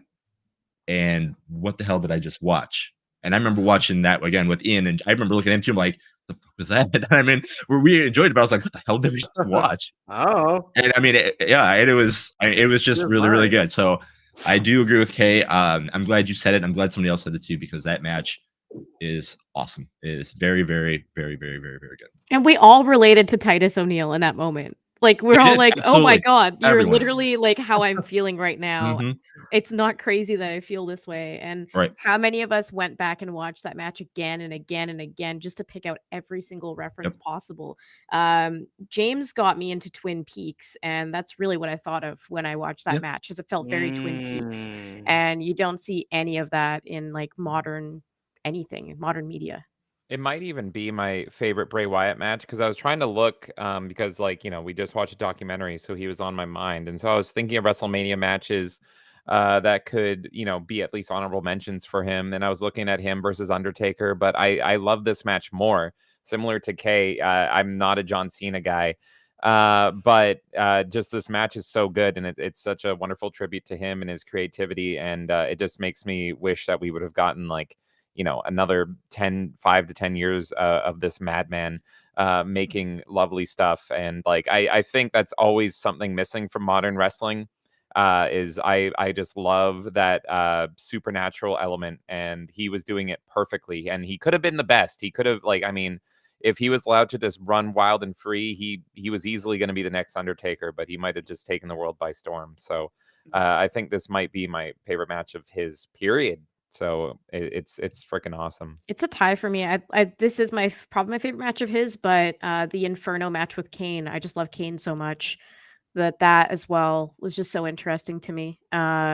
So it's hard, but look at all the matches that didn't go well as well. Wasn't there like a Seth Rollins match or something? Yeah, come that on, that's Oh, his best match. God. Hell in a Cell. It's Hell in like a Cell and in a Oh. DQ. Come on, that that's his match. best match. I literally bury that in the back of my mind because I'm like, God. you tried to ruin Bray Wyatt I for hate no Seth reason. Rollins so much. So there was almost a certain bitterness I had seeing Seth Rollins in that documentary about Bray Wyatt because it just reminded me of that match. It's not even personal to Seth Rollins. I just was like kind of mad. I'm like, you were involved in a match that made him look bad. This Yeah, more, I mean, you. I say this more doesn't feel like a love letter to the fans. Yeah. Like Mhm. everything was meant to specifically. Like if you're like a 10-year-old or an 11-year-old watching, like all the fun stuff is gonna go over your head, so to speak. You're not gonna our age group, like that was for us, like with us in mind Hmm. during a time. I think it was mainly during a time where shitty and Needed what's something. happening with this, that, or the other. Like we're just gonna give them this big fun thing. Doesn't make a lot of sense. Doesn't need to make everyone happy, put smiles on faces, and accomplish that. So I would definitely call it a, but it was pretty much fans, I think, in a time when we needed it. In the context of the WrestleMania it took place in as well, it's like it's like coming up for air when you're drowning. That WrestleMania is so hard to watch, and it's Yes. so terrible, and like everything. And then so that's probably why, part of the reason why I like the Boneyard match as well. But it's just like, oh my God, something different that isn't dead silence and just blah. And it's just like, not only that, but it's just like the coolest freaking thing ever, like you said. And it's such a wonderful love letter to the Attitude Era, Ruthless Aggression Era, and just all these little nods and everything. And it's wonderful. It's just I wonderful. think like you can take that match too. Like, let's say you want to show your kids one match to be like, this is what wrestling was to me. I think instead of making them sit through all of the Attitude Era, which I still would force them to do, I could just show them that match to start off and be like, go watch this. And then you'll understand what you missed, and now you can watch the rest of it. So I It's think, like a cliff notes of the good was gonna stuff. say, yeah, I think pretty it's a much. perfect That summary. word. Yeah, Oh God, absolutely. that's so All funny. right. Okay, how about you give us your number 3? Oh, this was hard. Okay, so the rest of the matches that I'm putting on here, realistically, they can be swapped. Like I think I sat there for at least an hour even today, and I was like, oh, but is this 2 or is this 3 or is this 1? I don't know. But I locked in. I'm locking in officially. This is the official moment for me. Oh my God. To no surprise, this is a WrestleMania 17 match. I'm sure a lot of us feel love for WrestleMania 17. One of my favorite wrestlers of all time, again, I guess this list is really reflecting that, Shane McMahon. It is the Shane versus Vince match. Let's go. That match Ooh. is, to me, everything I also love about wrestling. The dramatic storytelling, the whole like Trish Stratus and Stephanie storyline, and they get into a little squabble in it. Linda's in the wheelchair. Vince is just being a jerk to everyone. It's everything about leading up to that match. It's beautiful to me. It's the most offensive, like it's probably not the most offensive wrestling match ever, but it's really close. I think it's up there with the, we get into Katie Vick and stuff. But Yes. to me, that is like this. I love how edgy it is. I love Shane, so seeing the coast to coast. Mick Foley was a special referee for some reason. It's just got But everything. it has everything. It has the intrigue. It's got the moment where Linda stands up from the wheelchair, and we're like, Yeah. "What?" Yeah. And it's just all of it. I think Steph at one point like this. It's like Shane tries to slam Vince, And then Steph like pulls him away and like takes her dad's side over Shane's side, and that was like a big deal. So just everything surrounding the lead up to that. The actual match itself, again, I guess the theme with me is family right now for some reason, but that's another family match that I think is just perfect. I can't complain about that match. I could watch it over and over again forever. And Yeah, It's there's so good. so much nonsense that makes sense because it's the McMahon family fighting. Yeah, That exactly. and it always happens that Mick Foley has like Mick Foley's almost an honorary McMahon during that time too, because Yeah. anytime there was anything going on, he was involved in that stuff. And I mean, yeah, like again, the Linda standing up stuff. Again, as soon as you said the match, I'm thinking Linda standing up right now. And you know, Yeah, then you get a that's the moment. You're just like, yeah, and then what? you get I can't say the best, but one of the best coast to coasts. Yeah. With Shane. So I mean, yeah, there's so much in there. That's really, the really good. coast to coast I think of when I think of Mhm. coast to coast, right? So no, I think it's just all around to me. That's what wrestling is. And maybe I'm gonna make some people uncomfortable, but like Vince is on my Mount Rushmore. Regardless of anything he's done, he's still my Mount Rushmore, just on the perspective of wrestling and the things he has done for wrestling. Wrestling would not be what it is without Vince. So to see him in that kind of match too, like even today, I can still look back at that fondly and go, this is the influence that this man had on this industry. This is what it is today because of him. And it's just a perfect love letter to him and his And then, storytelling. and the way you said it too, like the positives and the negatives too of what Vince did for the the industry too. So like obviously we know he did bad things too for the industry, not the personal stuff, but like there's a reason why the industry is as good and was as bad as it is. So like there's a lot of things. If it wasn't for him, this place would like I don't again, it would be crazy what product we could be watching now kind of thing. I don't think wrestling would be entertaining without Vince. Right. And I think people can argue whatever they want. Maybe they didn't like a priority he had on a wrestler or whatever it is, right? Maybe there are people that just didn't soar the way they should have because Vince was involved. I don't know. But you wouldn't have the entertainment. It wouldn't be a soap opera without Vince. And that's a lot of what people find attractive to wrestling, right? You have the people that are really into the technical stuff, and I do appreciate it. Don't get me wrong, but he made it entertaining. He made it something you wanted to see week to week, and he really understood how to entertain. So yeah, to me, that is the love letter to Vince. He will always be on my Mount Rushmore. I don't care who it offends because he made wrestling what it is. Well, you're preaching to the choir because I would marry Vince McMahon, and then he could cheat on me. But yeah, this match is so close to being in my top 5. I love this match to death. To me, WrestleMania. We're not ranking WrestleMania matches, but 17. Spoiler is like my favorite WrestleMania. I think bar 17 none. is probably all of our favorite WrestleManias. Like Oh easy. my god, I don't regarded as like I the think hands best down. WrestleMania ever. Yeah. Yeah, it can't be topped. And to me, this is like the peak storytelling of WrestleMania 17. This is the peak Attitude Era. WCW just fell. Paul Heyman is on commentary, even though he still owes wrestlers money that think they're employed over at ECW. Thank God Tommy Dreamer didn't run into WrestleMania 17, if you know that story. But yeah, to me, this match is incredible. You didn't even mention my favorite part of the match, and it ties into the storytelling. It's not any of the amazing stuff Shane does. It's when in the middle of this match, which is insane, in the middle of it, after all the chaos has gone on, it zooms into Vince's face, who's staring at his comatose, crippled wife, and he says, "You bitch." And it's just like, what? She didn't do anything. She's just sitting there. She is literally just sitting there, and your son is beating the crap out of you, and you have the audacity to like call that to her. Like, what? And it's incredible. I remember being a little kid and seeing that, and I was crying laughing. It was the perfect thing, and it made me, I think this might be what made me a Vince McMahon fan, just because of the absurdity of it. I too wanted to date Trish Stratus. I would have put my wife in a wheelchair to date Trish Stratus. So this match is it's the best. The only part of the reason why it's not in my top 5 is because there's a big what if with this match. And the what if is because the storyline was Shane McMahon is the new owner of WCW, even though that's fake, but storyline. And what the match was supposed to happen was a bunch of WCW wrestlers were supposed to run in and help Shane and like kick the crap out of Vince. And what happened was, like, I think the morning of, Sean Stasiak, if I remember correctly, went on to a local radio show and revealed the whole thing for some reason.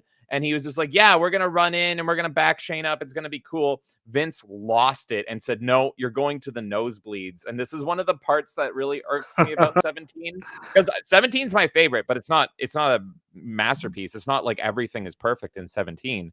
One of the parts that irks me is that part where Shane McMahon is like, there's my WCW guys. Yeah. And they look all miserable in the nosebleeds because they were supposed to be a part of the match. And they're like, nope, go sit up there.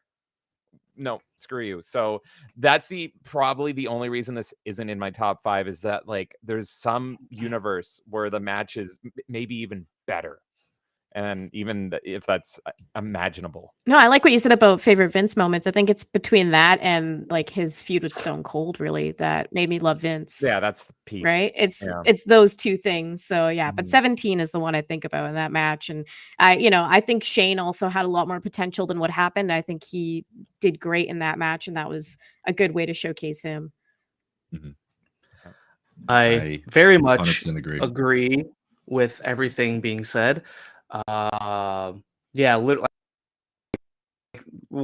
the best of all time. Every match from start to finish has something or other. And once again, this might not be the most technically sound based matches, but the story being told, I mean, then Linda in a comatose makes out with Trish Stratus every week. Shane, the prodigal son, the prodigal son returning to defend his mother's honor. And earlier in the review, when you have Seth crimped hair telling Trish that she needs to get the ice for it, that needs to be hand cracked with seeds, planning of her treating Trish like shit and setting up what's to come. Trish and Steph having the right in the middle of it and thing, and then I will go on record as saying that Linda standing up out of her chair is one of the biggest pops, top 5 biggest pops in the Attitude Era. Obviously, we're going Stone Cold and all that jazz for whatever, but Linda standing up was honestly it's huge. Gargantuan. Everything. I mean, you had Shane jump in from the turnbuckle through the announce table. The coast huge. It had everything you want in a match, and doesn't help the fact either that the throne is Vince potatoing Shane that he has throughout the entire match. So you know what you're getting yourself into when you start it. But 100% great match. 5. Yeah, absolutely. Again, 17 is so good to just break things down and just be like, yep, that's good. That's good. Not great, but pretty good. But there's so many on there that if you were just if you had to take one match that wasn't maybe a certain match that could be brought up later, and put it on a list, like there's so many random ones that you could easily take and be like, that's really good off of 17. Mm-hmm. Ian, how about you give us your number 3? Going Triple H and Taker, Hell in a WrestleMania 28 with Michaels as the special referee. That was the third Triple H, but the second back-to-back year, and that was the year that the year previous Taker had won, but he had to be stretchered out, so didn't want to give him a rematch. And so the one thing I hate about Taker said, okay, well, every week the longer you take accept this match, I'm gonna start cutting my hair. And that was supposed to make Triple H. That's why he has a short little mohawk for the match, because he kept cutting his hair through it. Didn't like that build up for it. Oh, you're cutting your hair. I guess we'll have a match now. Didn't like that. But the storytelling, I mean, when you throw Shawn, who had already been retired by Taker, so they have something, but he doesn't want to go against Taker because he respects him so all through that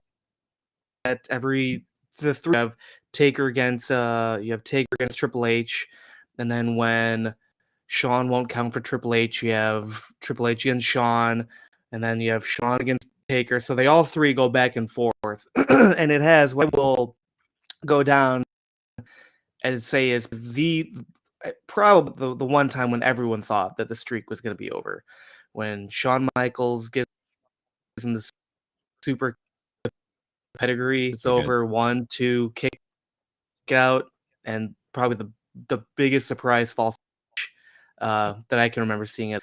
And yeah, just a great Shawn's match. reaction. Everyone, Shawn's reaction too on that so good. Like knowing he fucked up and just going into the corner. Oh yeah, everything about it. Yes, It's very a great match, but equally great storytelling, I would say. Absolutely. Yeah, I my favorite was the build up to that is because of like how you said like, oh yeah, Taker won, but he was stretchered out. So Triple H was like, nope, I don't have to face you again. I didn't win, but I beat you. And it's like one of those things is like when you like it's like got your nose almost like, no, I got you. Oh yeah, no, I don't need it. I don't need and just being so arrogant about I lost, but I don't need to face you to prove that I can beat you because I made you on a stretcher, but I didn't beat your streak, but I don't care. I put you to your limits. Cool. I don't need it. And then going through all that stuff, I thought was a really funny and good way to build it. And then again, yeah, that false finish with Michaels. I mean, you can't ask for a better way to sell that too with that quick super kick right into the pedigree. And yeah, again, everybody thought it was over. Everybody. That's when you have also the when Triple H is working Taker over with the sledgehammer and the chair going, saying to an end it I will, and Shawn feeling really emotional about it and everything.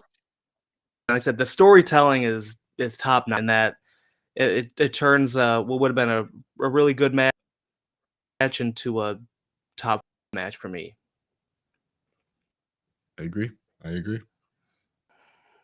I need to watch it. I've somehow have not seen it. So yeah, this is in my blackout period. Very good. But yeah, you'll enjoy it too.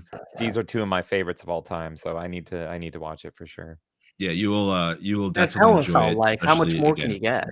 Yeah. 100%. Yeah. And again, it's Shawn and Taker in a Hell in a Cell where they were the first people in it. Triple H was in, I forgot how many Hell in a Cell. So like everything in that match, like Ian said, has a reason why. Like Triple H and Shawn Michaels had a rivalry.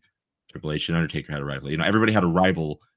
Taker retired Michaels. We're in a Hell in a Cell that we pretty much made this match to end everything, and we're all together to figure out what's going on. And again, that's why when that super kick happened, again, everything comes to an end in this right here. I'm like, oh yeah, Taker's gonna lose this because everything comes to an end, but no, it didn't. It technically, they called the end of an era is what they coined that match. Yeah, exactly too. Yeah. Yep. James, your number 3. My number 3. Okay. So I am not a big tag team guy. I usually like my wrestling mano-y-mano, and that's kind of where the best of it happens. But there's no tags in this match, but it is a tag team match. And this is actually my go-to match that when I want to show somebody a match to be like, this is why wrestling's great. This is what's amazing about it. For someone that's never watched wrestling, this is probably my number one throw this on and just people love it and they come away a wrestling fan. Can you guess which WrestleMania it's from? It's WrestleMania 17 TLC. So I absolutely love this. I was a big Hardy Boys mark as a kid, loved them. And this match is just nonstop like action and fun and so exciting. That final spear at the end that Edge does to Jeff Hardy is like insane. It's still like just watching the old cameras like flashing like crazy as he's like through the air and taking that match him down. Is so cool. Yeah, it's this match. It's just, it has everything and it is so freaking exciting. I'm a big fan of like hardcore stuff as well. I love ECW and all that. And you know, I don't have a hardcore match in my top 5, but this is pretty freaking close. And wait, you didn't put the 17 hardcore match where they almost destroyed the whole pay-per-view? That is an honorable mention because I find it funny. But yes. But yeah, so I love this. I love this match so much. And yeah, like I said, just the fact that I can put this on and turn people that don't even know what wrestling is into wrestling fans. Like I've shown this to so many people and they're like, I need to see more now. Are they all this good? And I'm like, no. This was special. This was something special. But I'm glad you enjoy it. Now go look for more. So yeah, I love it to death. So the funny thing about this match, because I knew it was going to be my top 5. It is one of my honorable mentions, but I did rewatch it, and my only, I guess I was being very nitpicky about it, is the whole match seemed like you had a list and you had to go down. I have to do this and do this, because if you watch it again, you can see them. Okay, we have to put the table here. Then we have to run outside to do this. Like, oh, then you two go here. Like you can see them. It seems very not fluid into certain ways, and then they're like, okay, we need to put 4 tables up because this is gonna happen later. Oh, then we have to do this. Oh, then Rhino's gonna come out, then Lita's gonna come out, and then we have to do that. Like you can see them almost like planning each individual aspect instead of just being fluid. It's really, really weird. Granted, I'm watching it now with different eyes. Still a great match, so I agree with everything, because everything that they did, insane. But like if you watch it again, you can almost be like, oh yeah, they want to do this to make sure that I wasn't gonna mess up. They want to do this so that I didn't mess up. Jeff Hardy's a run on. I will now never watch this match again. It's really weird. It will live only in my memory now. Yeah, it's really, really weird. Like you'll see like each wrestler, like, well, okay, each individual will take 3 ladders so Jeff Hardy can later run on the thing so he can grab the thing to grab the titles. Right. You'll see who was that? What else on that side? Oh yeah, Spike come out so he can not die when he gets going through another table that's on the announced by the announce table. I think it is. There's some random little things that are going on that you're like, oh, they're just like plotting points and they're just putting the points together. It's weird watching it again, but this is now with someone that watches wrestling for forever now and knowing a lot of stuff, and it's just like, okay, you're just making sure no one gets killed, which is fine, but it's like it's weird. I can get that because, like, I mean, this is part of the reason why I don't watch a lot of wrestling anymore. Like I told you, I watched the Sting retirement match, and like I was seeing that throughout that whole match of like, okay, we're setting up the plexiglass here. Surely Darby Allin's going to go through that, and it's like, oh, there it is. But yeah, so I totally get that. But when I was a kid and watching 17, like this match was like, yeah, just super, super mind blowing, and so that's why I show it to the. Yeah, I've shown this to people that think wrestling is real or they don't know anything about it. And then they're just like, they look like I'm showing them like torture, pretty much. Like, watch these people die. Enjoy. And it's such a wonderful spectacle. I remember there's also a story. I can't remember who told this. I think it was Matt. I could be totally wrong, but pretty much every time you go out for a match, you're given like a set time, like, and you roughly know, like, we have this much time and all this stuff. They actually told these guys going into this match, are like, we know this is going to be a special match. You have all the time in the world. Just do it. Just make it happen. And so they had like all those spots that you said that they set up, but they didn't have a time limit or anything because in Gorilla they were like, nope, make magic happen. Just go and have at it. And I think as WrestleMania 17 is my favorite of all time. And this is my only 17 representation on my top 5. So that's how much I love this match. Wow. Crazy. Foreshadowing. So I guess we'll say if that's foreshadowing, I'll give you my my number 2, because we're on to our number 2. Oh my God. Mine's from spoiler to the audience watching. If you have never seen WrestleMania 17 and you are a fan of wrestling, go watch it after you're done listening to us. Don't watch it right now because I want you guys to listen to us. But yeah, after this, go watch that to get even more excited for this weekend. But my number 2 is Austin versus Rock. Oh, wow. This match. Keep going if you want. No. I have so much to say, but you go first, Jason. This match, besides the in-between part with the promo, best promo ever. to get you hyped for a match, except for when they cut the music and then they keep going. But like after you're done watching that promo, you want to run through a wall. I mean, you want to, if you were a Rock fan or you were an Austin fan, or if you were a like half of a Rock fan, but more of an Austin, or if you're more of an Austin or more like any of those fans, you chose a side. It was Civil War. Like if I'm a Rock fan and I was an Austin fan too, I don't care. The Rock is going to beat Austin. I don't give a shit about Austin anymore. Austin is the devil. I'm a Rock fan, or vice versa.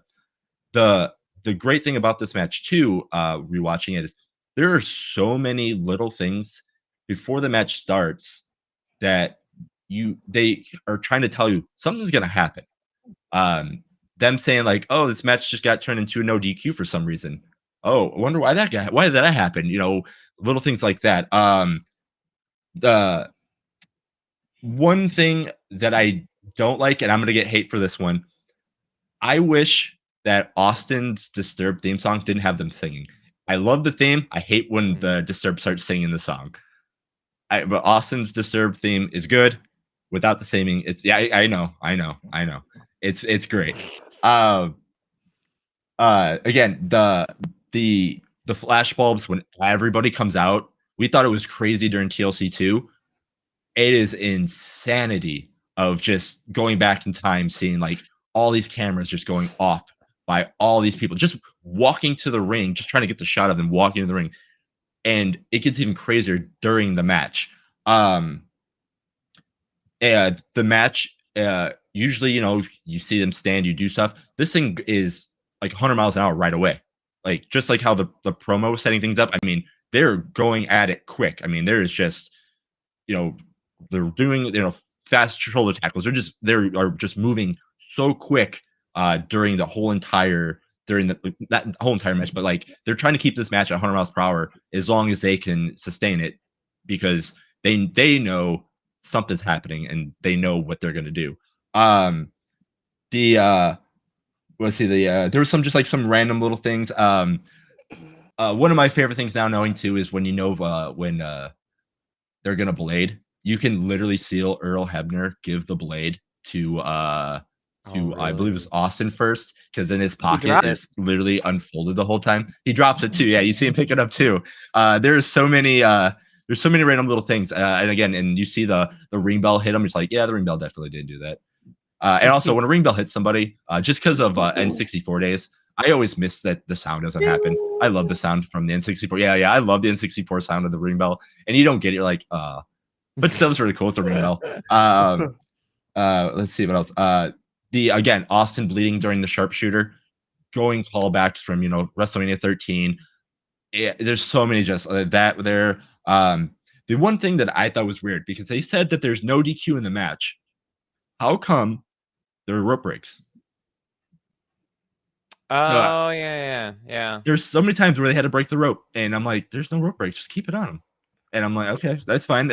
Nothing's like little small, but just like knowing like you don't have to break the hold. But again, knowing little things kind of like that. Let's see, the Austin putting the $1 million dream back on. Awesome to see that callback too. Just because again, we had you know, you don't think Austin's gonna put a submission on anybody, and then he had. I was like, oh yeah, he did have that one, and then you see that again from all that kind of stuff. And then the big twist where, again, I go back to the first time watching 17. I'm like, oh shit, McMahon lost. He's coming out. Oh crap, we're gonna have Corporate Rock again. And then you start thinking like, oh crap, like here comes Corporate Rock again, because you know Rock doesn't want to lose to Austin. The match was kind of like more like Austin was not losing the match all the time, but again, to me it looked like the Rock just didn't want to lose his, like, Rock obviously, or Austin wanted to get his first win over the Rock, but also Rock didn't want to lose that thing. So I'm like, oh crap, he's gonna find a way to do that.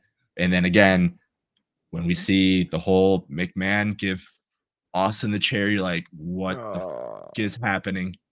And then it happens, and you're like, what? And it kind of goes to the last match. You're like, you're looking at your friends like, what's happening? I'm not watching this, am I?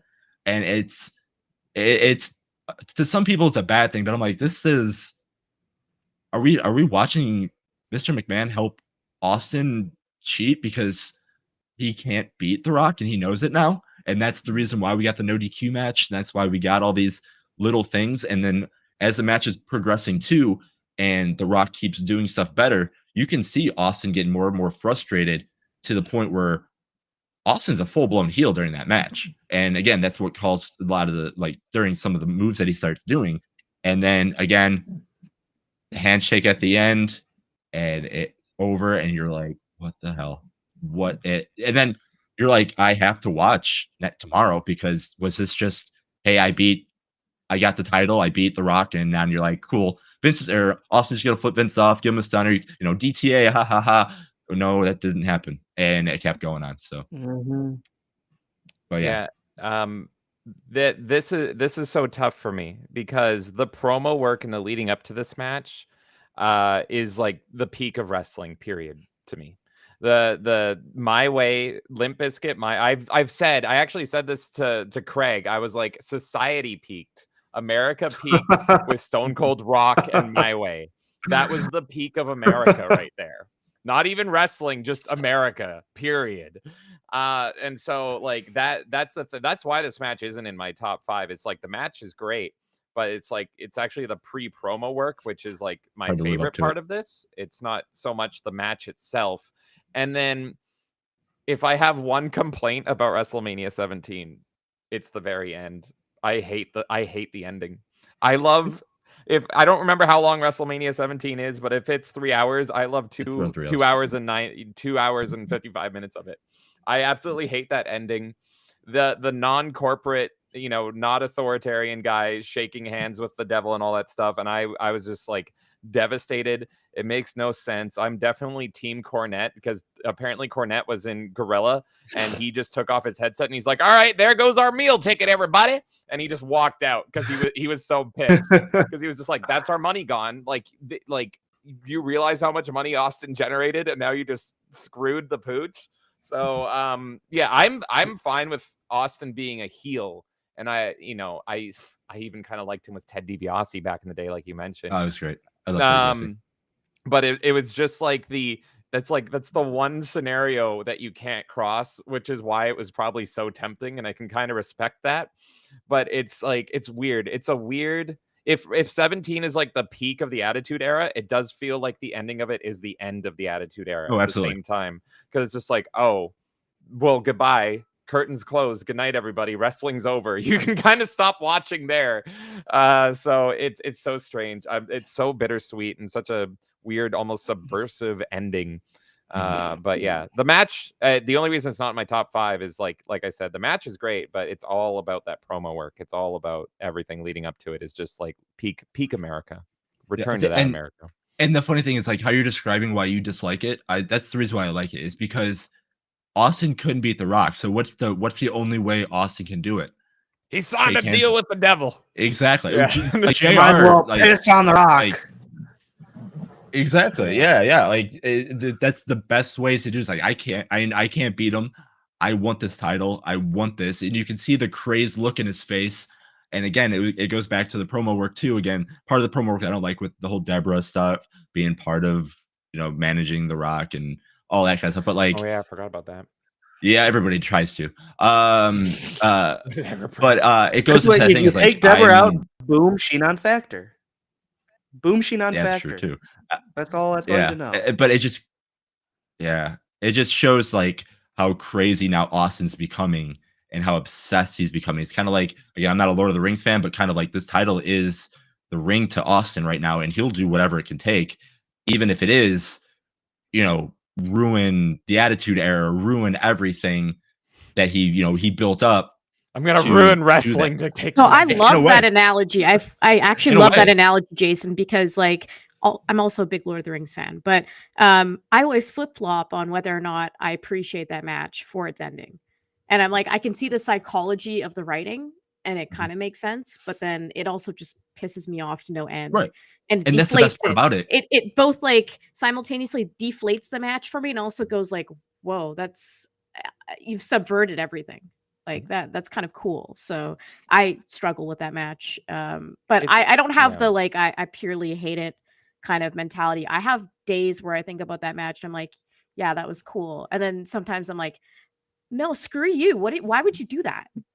Why? It's weird because I love Hollywood Hogan so much, but I hate heel Stone Cold. But it's like Hollywood Hogan makes sense to me, but heel Stone Cold, it's like I'm fine with Stone Cold going heel. It's just it's not logical to me. It doesn't make sense for him to side with Vince of all people. So if he went Right. heel like maybe a different way, but like it is a testament to it that we're still talking about it to this day, and it's so controversial. And what is wrestling without controversy, right? But yeah, that it's so weird. It's so tough for me because yeah, especially being a huge baby Stone Cold Mark as a kid and seeing that, I was so frightened and confused and alone. Yeah, it was something. And again, that's why I think what we got after that, or I shouldn't say after, but like what we got leading up to why that happened was I don't know. There's so many just random little things that are I think is so great about how they told that story. And again, just if you have the biggest baby face to everybody during the Attitude Era side with his biggest villain to achieve the goal that he knew he couldn't do by himself now, it shows like, oh, that's not the Austin that we knew. Like you're not the Austin that you could do by yourself that we were rooting for. You're this new Austin that, oh, okay, you shook hands with you shook with Vince. I don't care about you anymore, and I'm glad you did that now. Granted, as a fan to wrestling, the money aspect, the business aspect is like, okay, that does suck, but like, okay, cool. I want you now to I want these other stars to take you out and figure a way this out because you're not the Austin I want anymore. But and then it's just a way to tell that story. Um, I guess Kay, we'll go for your number 2. This is where it gets extremely tough. It's weird because this is my top 5, and I would even say this is like my favorite match or anything. It's just I kept thinking about matches, and I'm like, I can't not include this match. It just makes sense to me. It's Hulk Hogan versus The Rock, WrestleMania 18. And it just feels weird because it's not a match that I necessarily go back to all the time. I'm not like, yeah, that's an amazing match. It's a really good match. And it was very much like an icon versus icon type scenario. And I think it paints wrestling really well. And that's why it deserves a top 5. But if I speak on that match, there's not really moments that stand out to me on it besides just the overall just having these 2 titans go against each other and seeing, the pop for both of them was just it's magical. So it's a weird match in my number 2 because it's like it's not even really my favorite match ever. There's way more matches that get me way more excited, but it's so iconic to WrestleMania that it has to be there. Oh, I agree. I watched that today twice because I didn't know if that was gonna make my top 5 because again, same reason. You watch it and it's weird because it's to me it's before like it's not before the internet, but it's before like crowds became smart. And if you watch it again, it seems like the crowd's trying to hijack the show in a way. Obviously they're not because again, you can see who they're siding for and all that stuff. But yeah, that crowd is insane for both of them, and then even more for Hogan when he does just any little thing.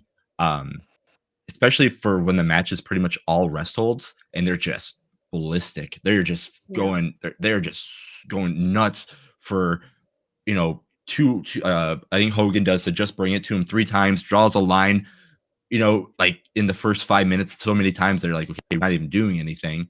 I will say though, the entrance, or I should say the promo package leading into the match where they're showing like the hammer to the Rock's back and then hitting the ambulance. I forgot how cool the transition was from that promo package to the NWO Hogan just walking out to the ramp. Oh yes. I'm like, Yeah. "Oh, cool. I forgot they're just gonna show Hogan." I'm like, "Oh, no, the match is starting." They did the whole bubble thing to, into the thing. I'm like, that transition was fucking awesome," Uh, Mm, it's so, like, into doing that, I'm like, "That's pretty cool that they did to that," but, yeah, I mean, just the crowd going nuts, just how you can see Rock's there's I forgot what move it was, but you can see where Rock's like, "Okay, we have to go to phase 2. We have to do this, and you can start seeing Rock kind of doing some stuff else to get Hogan to do. Hey, start doing the other stuff, and just to see them just on the fly, be like, okay, we're gonna go with Just this route. roll with it. Yeah, it's weird. Yeah. It's very much a dream match, right? But that's the thing, is that there's nothing really in that match where I'm like, wow, that was an amazing moment for wrestling. It was just the fact that the match happened that almost felt like the amazing point in wrestling. Agree. I like it agree. because it's Also, it was the first big instance of Yes. and like We'll blame you Hogan guys. Blame you too. the vilified heel. Hey, we and still boo Shawn Michaels too. Yeah, I know. As you That's why. should, That's as why you you guys are should. the heels to me. but yeah, they were pro Hogan the whole time. That they had to flip the script and have Hogan wrestle more face and Rock be more the heel, just for that. Because they probably love the Rock, but that's Hogan. They're a very Canada. They don't get a whole lot of shows. So when they got everyone and they definitely appreciate their history, and Hogan's definitely part of that history. So yeah, definitely iconic match, icon versus icon. And I think if you would have had it, I don't know, if you would have had it anywhere else, it would have been as it was when it was in Canada, because you're going to get a unique experience. It's amazing how much the crowd played a part in it. Of people that are actually like everyone's their historian. They all have a little bit of history. They're not just going at face value. They know stuff, so that's why they appreciate the past. So that makes the match a lot more special. I agree 100% on that too. James, what is your number 2? My number 2 has already been mentioned, but I think it's the first time that it's coming up on the top 5s, and it is the Iron Man match, Shawn Michaels, Bret Hart, WrestleMania 12. I love this match, and this match blew my mind as a kid. I didn't think you could make, especially for a kid, a match that's an hour long, entertaining. And I've watched this match multiple times, and the hour just flies by. And it is a testament to how good both of these guys are, Shawn and Bret. And I believe, if I remember correctly, Bret perfectly mapped the match out, because he knew, okay, at the 35-minute mark, we effectively have to have an intermission, and we have to break things up, and we're gonna do this, and we're gonna do this, and it's been years and years and years, but I'm sure he had this is all the points we have to hit at this time to make it flow and make it a perfect hour-long match. And even knowing how that match ends, and knowing how it's there's no pins or submissions by the hour mark, it's still just such incredible work.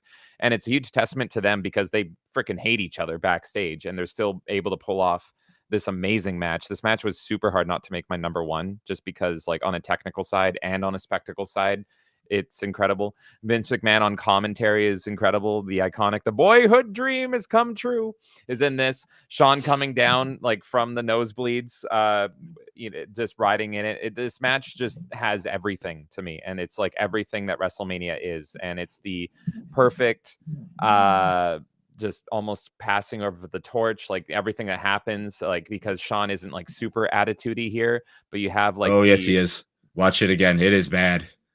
Oh, okay. Well, it's not It's him bad. doing the Bill Clinton stuff and all that. Yeah. But, Yes. yeah. Yes. But it's almost like he's going through the attitude puberty, and so he is going over into that offensive. And I love him for that. And yeah, Bret being very technical and hardline for wrestling, and just seeing these two styles clash but also blend so perfectly together.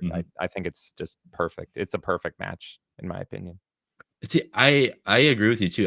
When people say that the Iron Man match is boring, I'm like, no, it's not. It goes by a lot quicker. And the crazy thing too is the audience. I again, if Bret did plot point, he did it perfect, because the crowd is in it every time they need to for 60 minutes, and then they do rest. So it is a movie for them, where it's okay, this is cool. And the last 3 minutes is insanity. The last 30 seconds, where Shawn's in the sharpshooter, and just Yeah. holding on. Yes. And Brett's like, cool, he's not gonna tap out. And then Brett realizing, cool, if he doesn't tap out, I just walk away with the title. And then he gets the title, walks back, and then this match needs to end. And Brett's pissed, like, what are you talking about? And you can see the attitude and Brett starting to turn a little bit, and be like, what the hell are you trying to screw me, aren't you? Then gets into the match. Then we get that going again for a little bit, and then it just ends. And then obviously what I spoke about earlier, you can see where that attitude of Sean's puberty of attitude starting to come out at the end. And it's like, yeah, Sean, I love you as you're my favorite wrestler, but man, I could have done with what you did at the end. You see why there's drunken men in bars that beat him up and almost end his career and all that. Yes. So. Yes. He was a real jerk, but God, he put on a wonderful show. So yep. Yeah. Oh. I get it. I get it. It's Iron Man match. It's a big deal. I get it. And there's a lot of rest holds in that one. There's a lot of downtime in that one. Everything. I watched it about a year or so ago as I was going through all the stuff, and yeah, it's a bit of it's of the time. I would say. Oh, They did that in 8, I think, and then 2000, the next one they did with Triple H and The Rock, and just the different styles. I don't know if it's the fact that the crowd is more the rabid later on. The announce team doesn't have McMahon, so they're a bit more. They've had one under their belt, so more about it. But it might just be the fact that it's the first one. They're not really sure how to pace it, the best. They're not sure how to commentate out the best. The crowd isn't sure how to. It's not the worst match ever by any means. It's just there are a little too many rest holds and downtime for my liking. Also, I do like 0-0 throughout the whole thing. I just don't like it for the first one. You need to show what is typical, fall here, fall there, fall here, and then it comes down to the end. But I do like the going 0 and then adding time on the end. I think that's why Brett's big cape gripe with it was that he technically won the match. They added more time on, and then of course they had more time. Sean was able to win. So like I said, it's of course, boyhood, going down the zip line, all major, huge, iconic stuff. If I've watched it the one time, it's a bit of a chore to watch it again. I definitely get the sentiment there. It's actually it's not that bad. It literally isn't that bad. Like, I do understand about the rest holds and everything like that. But the one thing that I do agree with you on is McMahon on commentary. Ooh. But I like it. Yeah, it going 0-0. I do like that because even before the match starts, they even hinted that it could be like a 5-4 finish. Like they were saying that it could be even more pins. So I understood that, like, oh yeah, it could be tons of pins. So it going 0-0, I'm like, oh shoot, they were thinking it was gonna go 5-4. Why is it still 0-0? I'm like, did something go wrong, kind of thing. So I thought that was kind of cool in that way. But yeah. I remember watching it as a kid, and this is when I believed wrestling was not predetermined and all that stuff, and this felt like the most accurate to sports that wrestling was. Like, everyone was liking hockey around me, and I'm like, oh, we have like a timer now, we have score on the screen the whole time, and so it's like, this is a real full-blown sport that we have here, even though I was a Goldust fan and everything. Just watching it, I've watched it multiple times since, and I still love it, and I'm still captivated by it, and the tenseness as it's counting down is I think it's perfect. Goldust lost to Roddy right before that match too, didn't he? Yeah. But I agree. There's so much really cool things that happened in the match. But when the match, again, it would have been at least number 5, because I thought it was gonna be my top 5. But when he tells Jose Lothario to get the fuck out of his ring as he's getting crowned champ, and then Brett stands up and wait and tells Earl not to give him the title yet. Till Brett gets up, walks out, then Earl hands him the title, and you can see Brett look at Shawn. You can see Shawn look back at him, says something, then Brett gets out, and it's just pissed. I'm like, oh man, I wish the camera would have cut so I could have read Shawn's face because I It know. begins. Yep. Yeah. Yep. All I leading know to that something. magical Montreal moment. Yep, I know something just happened right there, and I want to know what the hell is going on because that was, yeah, that's something. Yeah.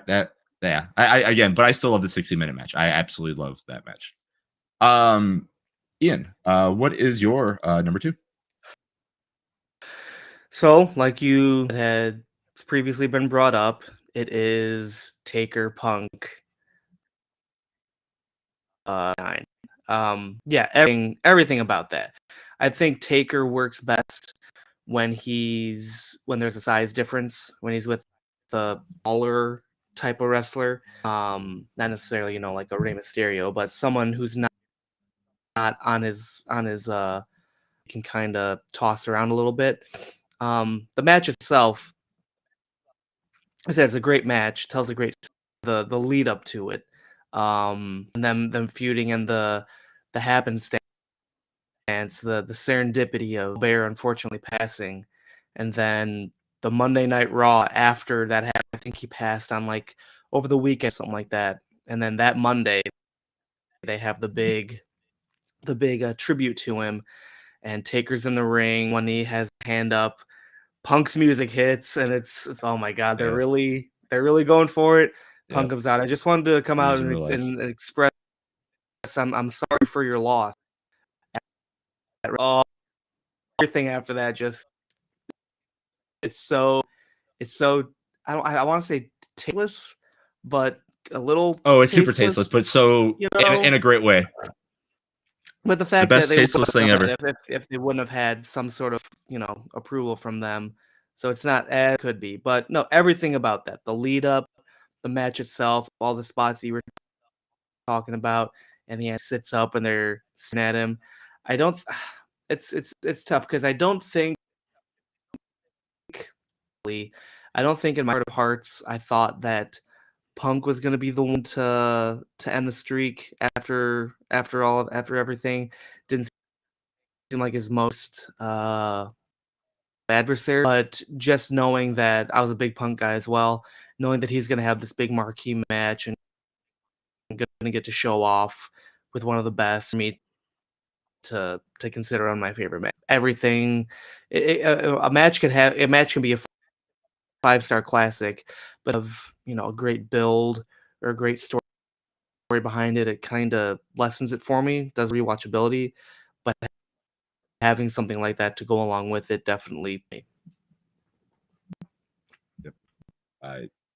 Yep. I can't add any more because obviously I said what I said, but I can't add any more to that because everything, every tasteless thing had a taste to it because it was done so well, and done in a way to protect Paul Bearer, but also shit on Paul Bearer with Taker. And it's the weirdest thing to say, but it's so good. And it's like, oh yeah, your urn.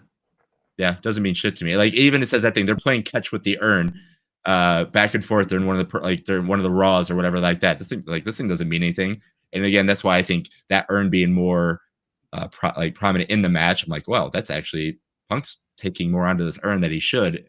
Adds kind of another cool dynamic. But yeah.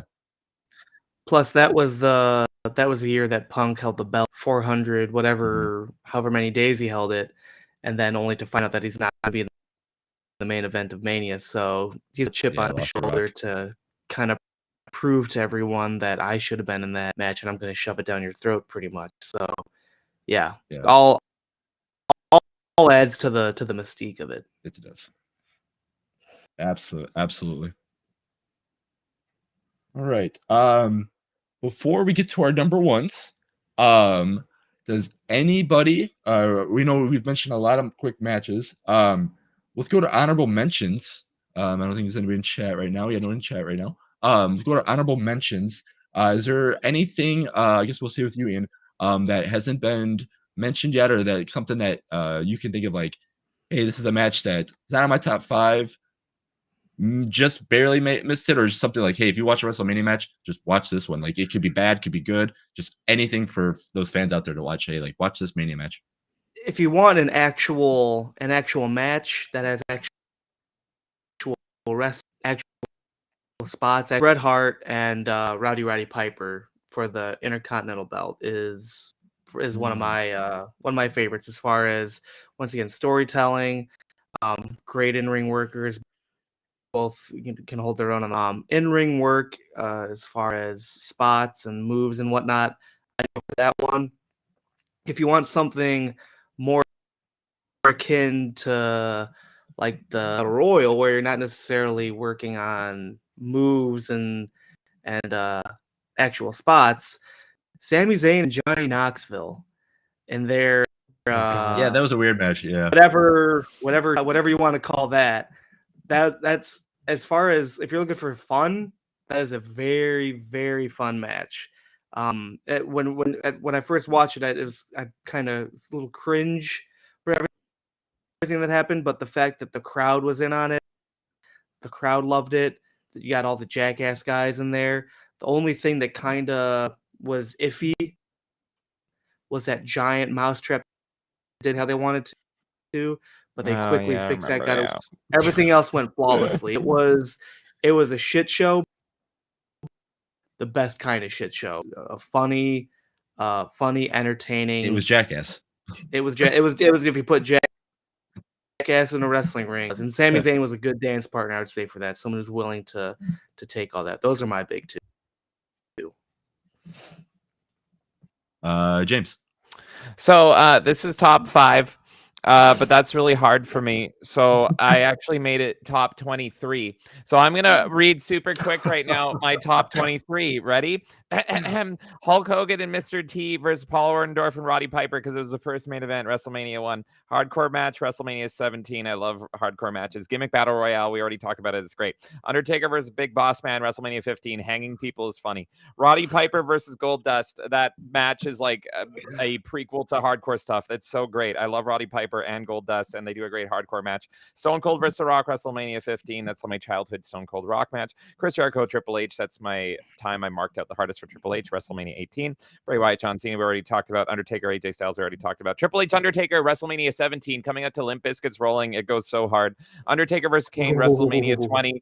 The return of the dead man. I marked out so hard, especially hearing Paul Bear's voice at the start of that. Oh my God. Undertaker versus Ric Flair, and the lore behind that is super good at WrestleMania 18. Love it. I love heel American Badass Undertaker, and I love Ric Flair so much. Kay, show them the back of your jacket. Oh, you want to see the back of my jacket, do ya? 1 second. Yeah, because this is the next one in my ranking. That. Oh yeah. That match. Hey. Nice. Shane McMahon versus Vince McMahon. We already talked about it. Bret Hart versus Stone Cold, WrestleMania 13. But everything I love about this match is actually done better in my number 1. Spoiler alert. After that, oh my God, it's so hard not to put this in my top 5. Sting versus Triple H, WrestleMania 31. Sting should have won. Also, Sting should have fought Undertaker. How dare you not give us that? This one also should have been in my top 5. Shawn Michaels, Triple H, Chris Benoit, WrestleMania 20. That's amazing. That was the end of an era. And then the last one that almost made it into my top 5, Bret Hart, Owen Hart, WrestleMania 10. Amazing technical match. And I love that Bret did that just to show how freaking talented Owen was. And similar to what we may be getting with this WrestleMania, Bret actually losing to Owen before his title match was like, what? That's throwing everything into a tizzy. We don't know what's going to happen now. And it made Owen look like a solid diamond, pure gold, as Owen deserved to. So there we go. That's my top 23, excluding number 1. That's my top 22. Back to you. No. A lot of good ones in there. Yeah. No, you going through that list, I mean, I laughed at so many of them because, yes, if anybody that's watching that wants to play at a halftime and wants to write all those matches down, and if you're not a wrestling fan, watch all those, and you can see why we have a panel of 4 people here just talking about just WrestleMania matches. Like, there's a lot of matches that are better after Mania, but those right there are what makes this weekend, we'll say, something that we're excited for every year, because when there's a match that's great, it is one of the best things you can watch on TV. Best athletics, like sport, best drama, best anything, all put into one. So it's so fun just seeing all that kind of stuff. And then we have somebody in chat. Yes. Yeah. Okay. So I always said as a kid, Ashley, that Ministry Taker was my favorite. But as I get older and I become a boomer, it's really more and more American Badass coming out to roll in Limp Bizkit. Like that's just peak. That's peak Taker to me. It's top. Even though I love him hanging Big Boss Man. I can't believe you actually brought that up. You said I'm like, oh wow. Yeah. It's so good. That's my two. Ministry Taker and American Badass with Roland Taker. Those are my top two. But I think it's flipped now. As an edgy boy in high school, I loved Ministry, but now as an old man, it's all about the biscuit, baby. I did it all for the Nookie, and I did it all for the Taker. Well said, Jason. Yes, and this show has got me hyped for WrestleMania. Let's go. Who had that comment? Who wrote what? Who wrote that? Ashley Murphy. I think we know this person. Yeah. I don't. Hi, Ashley. You have a great song in WarioWare. It's a top right person's wife. Oh, perfect. Hi. Yeah. Thanks, Ashley, for watching, by the way. Kay, do you have any honorable mentions? Well, I mean, a lot of so many. The funny thing is, I have a few that haven't been mentioned, and that's kind of crazy without everything that's been said. So that's insane. I will say, between the four of us, we've pretty much talked about anything I would recommend. So I'm going to use this point in time to say two things. One, just go watch WrestleMania 17.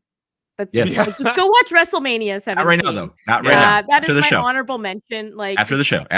Anything WrestleMania 17. The second thing I will say, because we're starting to see it come up on Bayley, pay attention to Bayley. She is our modern day Chris Jericho. I know Chris Jericho's still around. She is the female Chris Jericho, and I love Bayley. So pay attention to her. I think she's going to keep going up and up. That's all I got for you. I agree on both. Bayley since day one. Yeah, I've loved Bayley since day one. I remember going to the first NXT show in Chicago and having Bayley just like right next to me, and I like marked out because she was like literally right there. And I'm like, I'm an adult. I just should not be happening. But I absolutely love Bayley, and I hope everything goes her way this weekend too, because again, her time during the pandemic and everything, I think both of those people, Drew and Bayley, need at least a little bit of more shine and more people respecting them with fans, because they carried a lot of stuff during that time, and they are still doing great work now.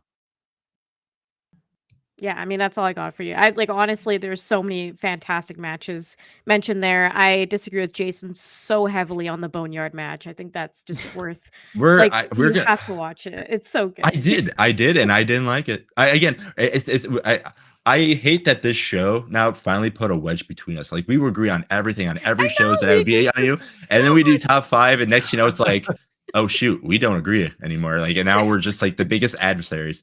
The funny thing is, if I ever start liking Mace Windu, I think our relationship on shows is just over. But again, I don't care for Mace Windu, so we're good. We're good. Yeah, we're good. This has been it's the number show 15 for me. Doesn't that make you somewhat happy?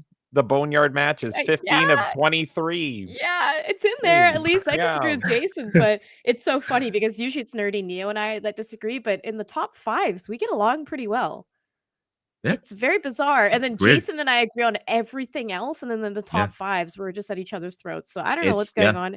It's bizarre world. I love it either way. I love the banter. But like I said, just go watch 17. That's it. Just watch 17. I agree. Sean in chat, I know this person, saying great list so far for how good the Taker Punk was. And then he'll fight over Razor versus Sean's ladder match at 10. Again, we mentioned that. Also, the mention on my honorable mentions that I'm surprised it happened is WrestleMania 13. It's my honorable mentions, but yes, the double turn at 13, I think is a great match. Awesome. So many things during that match. You can kind of see it just go like if there was like a graph of like who's the face, who's the heel, you could just start seeing it kind of go until it just completely switches, and then you're like, oh crap, yeah, Brett's a douche, and then you can kind of see where everything's going with the fans too. The fans cheering Brett coming out, and then all the fans flipping him off that aren't even just the Austin fans, but even like the Brett fans saying like, you went too hard, man, and just like flipping him off as he's walking to the back with the title. Super good. Pretty much the birth of the Attitude Era, that match. Like, Yeah. it just because Brett didn't really change anything in his character, but like society changed, and so that just shifted against him. It's number 9 on my 23 list. Yeah. The promo leading up to it says like the promo that led it up to is like Brett went away and came back, and Brett didn't change. Everybody around Brett changed. Yes. And like them saying good. that's like, yeah, that's exactly what happened. Brett didn't come back with anything different. He just had more of his like not anger, but is more of his rough part of stuff in the ring, and it just showed more. But now we're like, we don't agree with it, so that was kind of interesting. One match that I knew that probably wouldn't be on top 5 for people, but I wouldn't be surprised if it wasn't. WrestleMania 21, Shawn Michaels versus Kurt Angle. Yes, thank you. Kurt deserves more love. He's the best. Another really good match. His moonsault, so good. Yes. Everything he did in there. It's almost watching that one is almost watching a toned down version of the Iron Man match. Everything that they do is just fantastic in certain things that they do. We mentioned WrestleMania 10. Like what Kurt Angle WrestleMania match is the best, and so maybe that's the one. I was digging really into my brain, so I need to rewatch that one. Yeah, 21 is really good. I think it's 7 where it's Warrior versus Macho Man. I'm blanking now because I didn't. Yeah. Oh Macho. no, 7's Warrior versus Hogan, right? No. No. Oh no, they're right. No, it's Hogan. It's Slaughter in that headliner. Sorry. Yes. So Macho Warrior. If you want to talk about a not a good wrestling match where one person's just dragging somebody along and just all about story, that match is ridiculous. You have this sensational Queen coming out with the Macho King. You could see like everything just start from there. You can see Macho's career on the line. They keep going back to Miss Elizabeth in the crowd for some reason. You're like, oh, why is she in there? But obviously as the match keeps going on, till the match, till Warrior questioning his power by the gods by looking up into the sky, questioning, can I beat this person? I'm not a fan of Warrior that much, but again, he had his time. But Warrior going crazy, running ropes. The one thing that I absolutely hate about the match is putting the foot over Savage to pin. I hate that. I wish he didn't do that. I wish there was a different way that he could have went out. But I guess for Warrior's character, yes. 6 out of 3 elbows. 5, I think it is. It's a lot. Come on. It's a lot. Man. It's Come a lot. on. It's the gods. The gods charging him up. It's the gods charging him up. Again, he's questioning the gods. The gods give him the power to kick out. That hurts. It does hurt. It does hurt. And the ending of the match where, she comes out, saves the Macho Man, his final match. And the King actually does have a heart and walks out with the Queen, the real Queen. And then everybody's crying. Such a great way to end that match too for them. What else do I have? This one was gonna be on my list if it could be 2 matches, but if you watch them individually, you can't put it. But WrestleMania 30, the Daniel Bryan, Triple H, and then the Triple Threat. Watching them separate doesn't do it justice. And if they were together, they're one of the best ways to tell a story. And then you also get Monsters, the Monster promo as well, which is another great one. But everything about that's good if it was together. But since it's separate, it's not. It's okay, but it can't be on this list. And then one silly one that I like, and I know Ian knows that I marked over this one, but it was WrestleMania 34. where it was the mixed tag of Ronda Rousey and Angle versus Steph and Triple H. Oh, I wish that whatever Ronda Rousey was excited about, she had that for her whole entire run, because that match was just fun. You had Steph cheating like she was, when she was a manager for Triple H. You had the Angle Triple H, feud that was going on forever, kind of thing like that.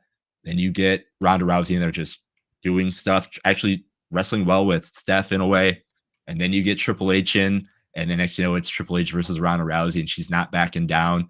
And then those punches that get Triple H into the corner, you can see like Triple H is freaking out what's going on, and everything with that, fireman's carry, all that kind of stuff. Like, there's just so many little fun things. And the match kind of goes decently long, but I don't know what happened after that with Ronda Rousey, but that whatever she wanted to do, I guess, left. And unfortunately, it just didn't pan out for her and her run as well as it should have, kind of thing about that. But that's another kind of a fun match that it's kind of cool to go back on. I think it would have been cool to see Rock and Rock Rousey, but I think Angle kind of made it more sense because you have two fighters versus, the two that were on the other side too, that were husband and wife. So I thought that was kind of interesting and a lot of fun to watch. So that's kind of like my gimmick battle royale in a way.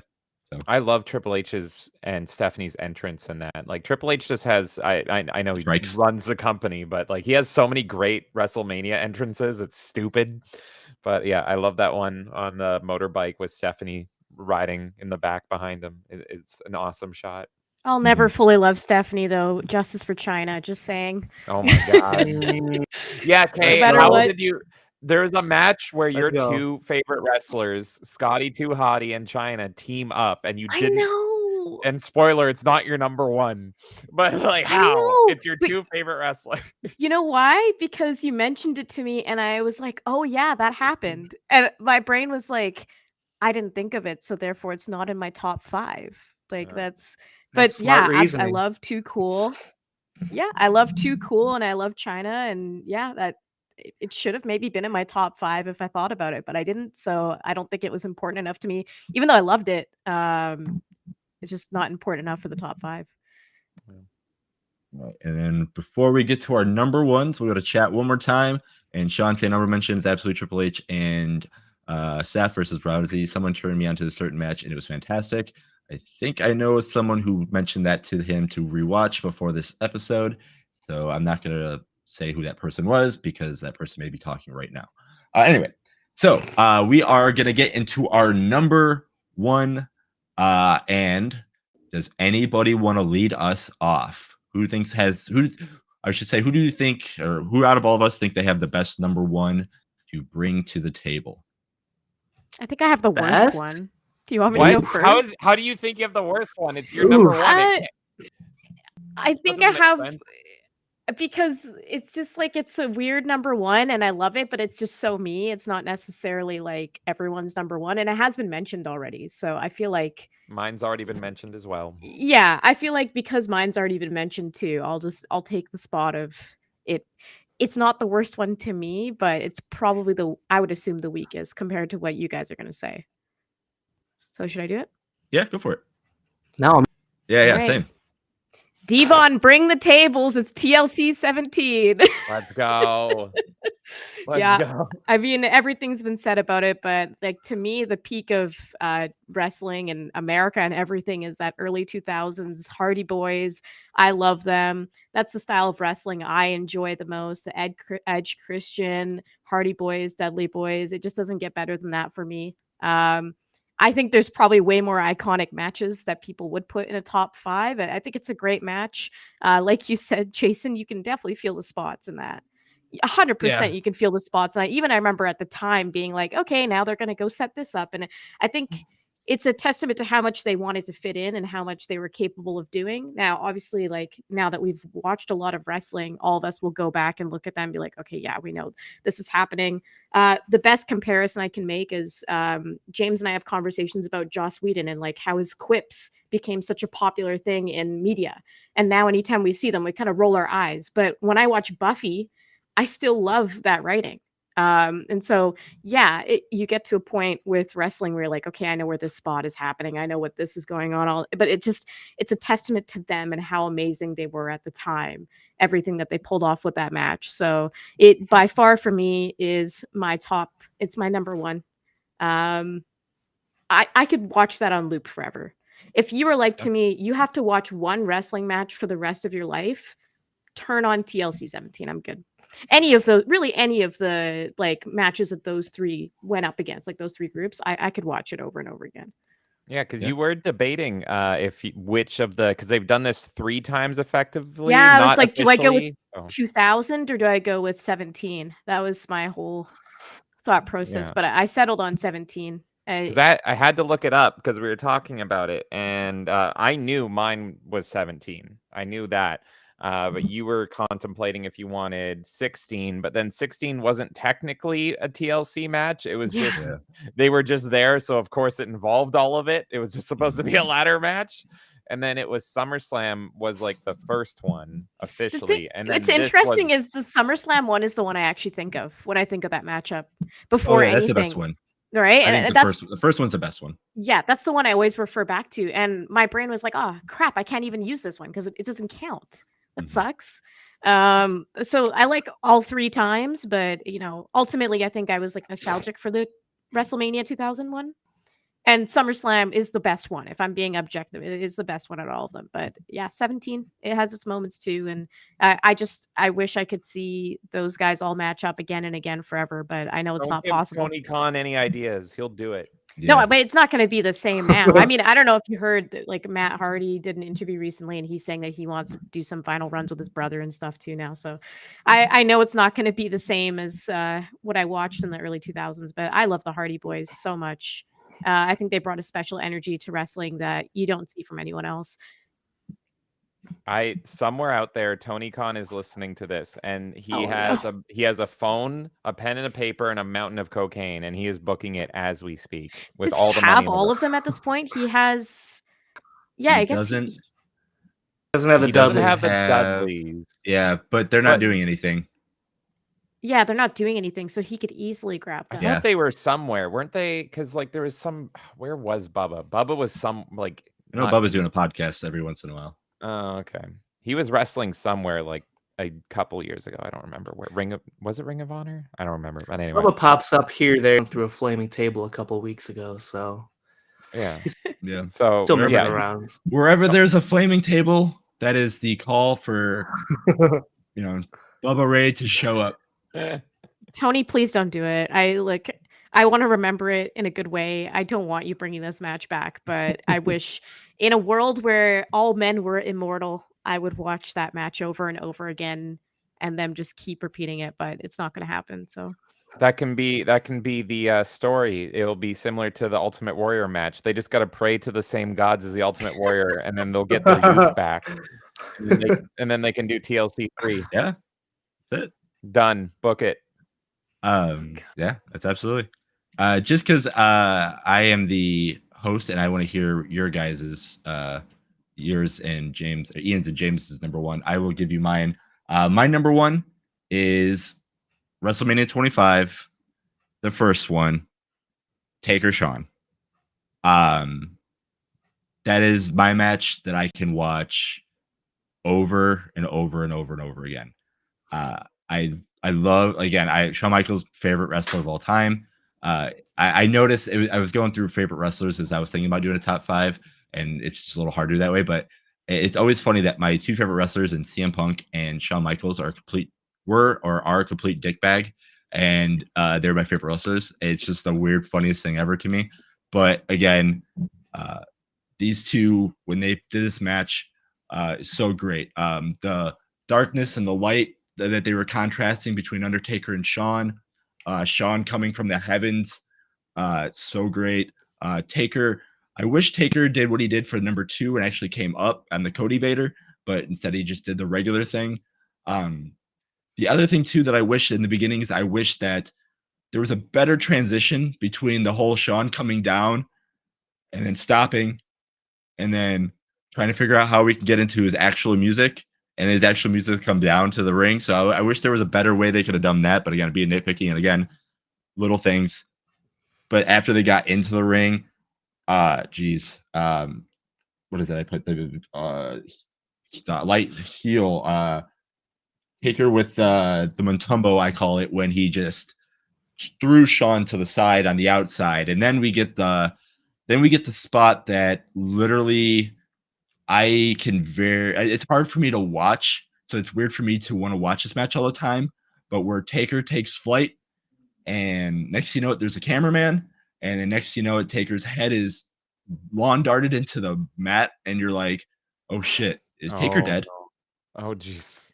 And you're watching this, and then he starts to move. You're like, okay, cool, he's moving, but that doesn't mean anything. And you see Shawn kind of scared too for a second, and then the match continues on. But like after that, you're like, oh geez, what could go on here? And again, seeing Taker take flight that way too, and again being the first one, okay, this is now Taker keeping his streak and going after Shawn, and more desperate that way because he knows Shawn is on his level in a way, kind of thing like that. It also shows that during that too, when Shawn does come, that we're leading up where Shawn wants to pin him and he respects Taker. Like after the match starts going on, that he'll even take a count out win against Taker because he pulls up the ref, puts the ref in the ring, and says like, "Count him. I'll take this win. I want to beat him. Just count him out right now. I don't care what happens. I'm winning this match. Count him out." And then when Taker gets in, Shawn's like, "Oh no, what's going to happen?" Now realizing him now realizing, oh, I'm in with the Undertaker. This isn't the Undertaker that I fought back in Hell in a Cell a long time ago. I'm Mr. WrestleMania, but this man is undefeated at this place, and it's going to take even more for me to do this. And I need to figure out other things to do. It also shows just Shawn Michaels' desperation on a lot of the things. The last ride kick out, it shows the desperation on an Undertaker, like, oh shit, now how do I beat Shawn Michaels? You could just see that, going back and forth, like, oh no, how do I beat him? Like, no one wants to lose, but how do I win? It keeps going down to. And then the face that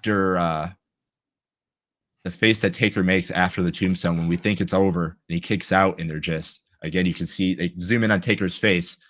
He's like, oh my, again, it goes to that, the desperation is like the best word for that. Like that match is like, his face is just shocked. Even he's shocked that I have to keep going. I don't want to keep going. I need to end this. Like, this is as much as I can go.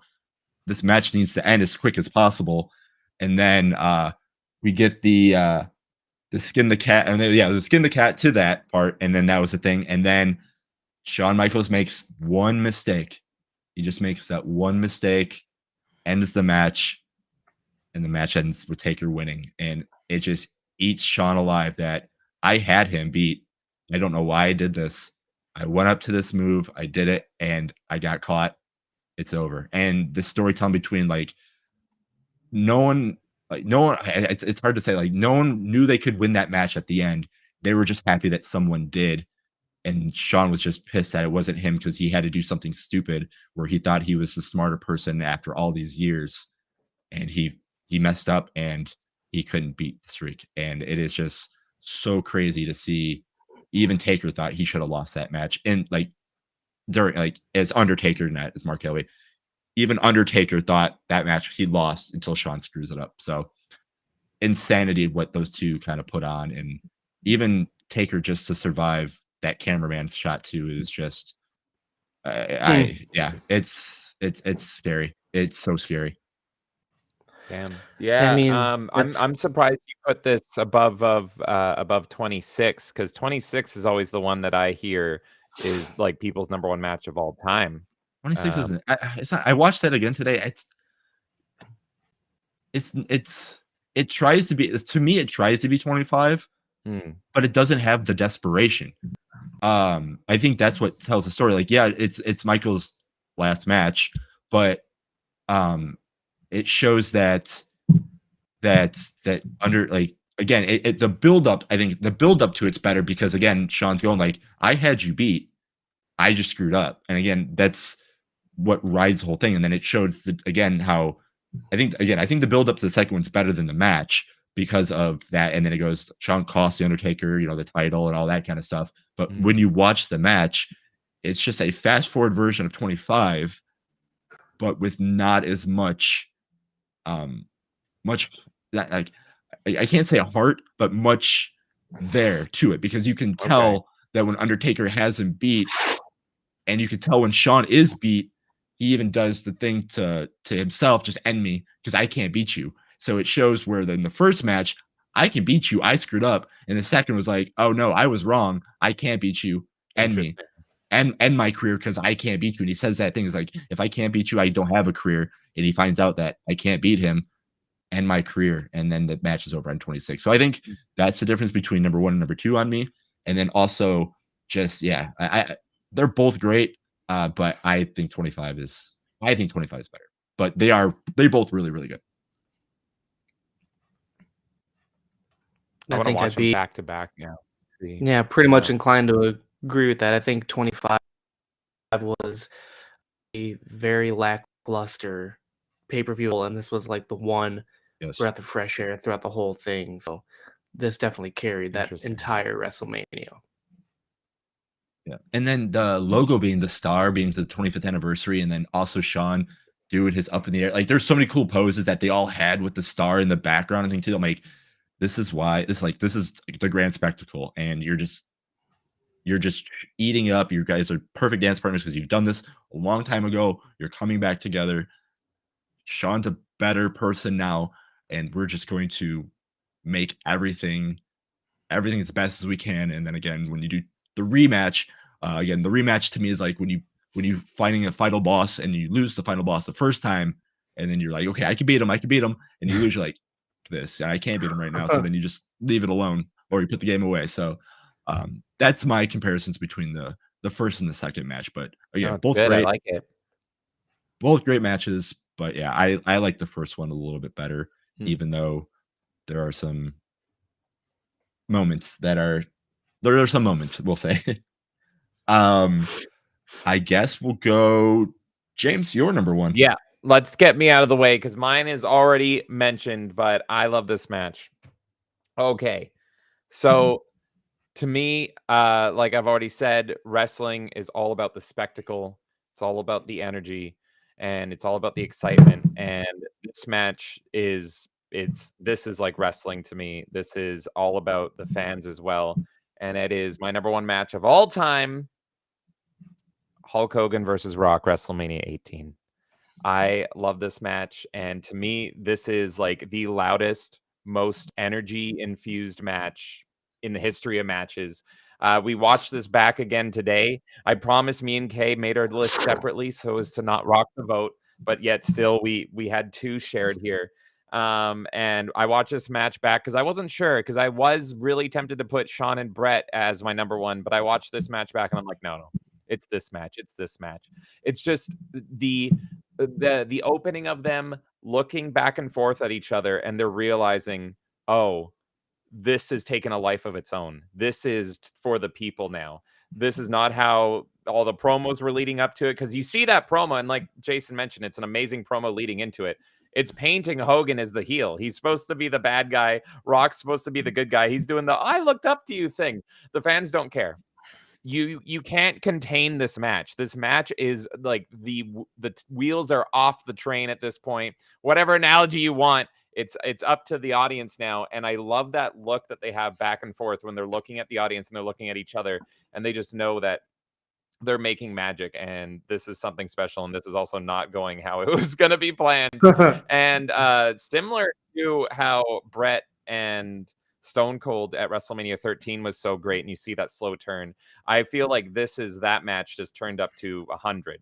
And because like was mentioned earlier, every single move that is done gets an insane pop. Rock is very clearly trying to do moves that are supposed to get pops, and it's just a flood of boos. Like, it sounds like the audience is going to murder him. And it's just like, I have never heard that in my life, to the point where JR on commentary is trying to like pretty much defend The Rock when he's doing moves that are supposed to get pops, and Jim Ross is like, well, he's just doing things in self-defense. You can't blame him because he's whipping he's whipping Hogan with the belt, and he's spitting on the belt, and the audience looks like they're gonna kill The Rock. And it's just, it feels like the stadium is shaking to the ground. I love that one guy in the audience that has like the big banner from WrestleMania the last time it was in Toronto with Ultimate Warrior.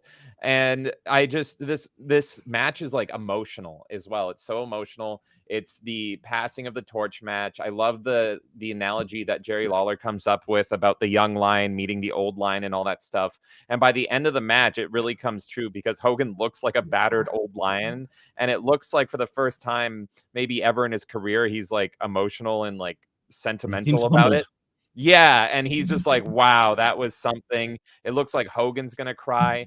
It's a great ending to the NWO. The WWE in a short amount of time handled the NWO better than Bischoff ever did.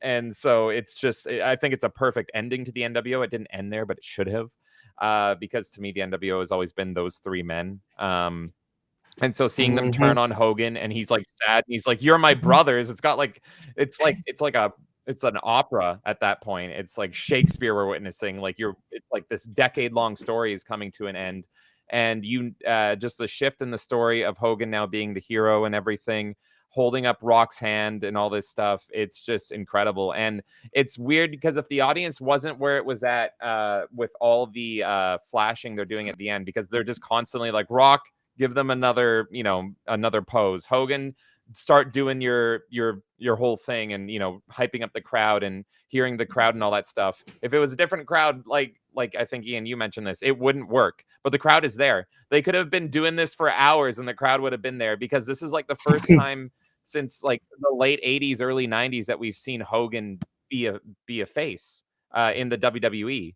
So this is like our first real true return to form for Hogan after he was dark side for so long. And it's just so amazing. And the energy is just off the charts. And I can watch this match over and over and over again and get goosebumps every single time. To me, this is what WrestleMania is. And it's this is the perfect showcase of the Immortals right here. So that's my number one.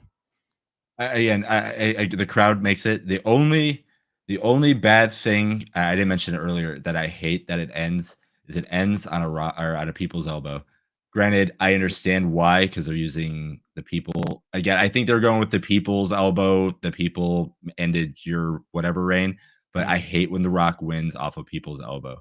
That's his signature, not his finisher. But yeah, again, that's just being nitpicky and all that kind of stuff. But everything that goes down with that match, I can see why. And then also how you were saying too, with the NWO being, Scott Hall, Kevin Nash, and Hogan, agree. That's the NWO. I like to when Rock comes back, fends him off from those two.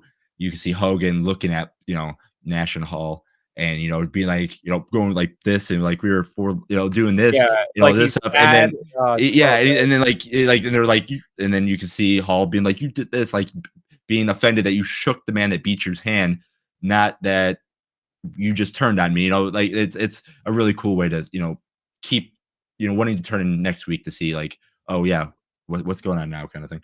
Yeah, the NWO should have ended there. That was the perfect way to like fracture them. But if I remember correctly, they just get other people, and then it fades out like the NWO always does. But to me, that's the end of the NWO. That because it was, like I said, those three guys. There's people that argue that X-Pac was an original member, but I'm like, Big Show was there first. What are you talking about? For me, X-Pac was always X-Pac was a part of the clique. That was not. So yeah, it's funny. Like NWO technically was the clique, and the outsider was technically Hogan, but the outsiders were Scott. The clique. Anyway, semantics. But I never associate X-Pac or Six with the NWO. I always associate him as a DX guy. He's very much more DX. But so the original three guys, the split, and just the sadness you see genuinely in Hogan's eyes that like he knows this is at an end. And then everything that follows, that we have a run of Hogan doing the classic Hogan run after this. It's just wonderful. It's just like 17 is my favorite.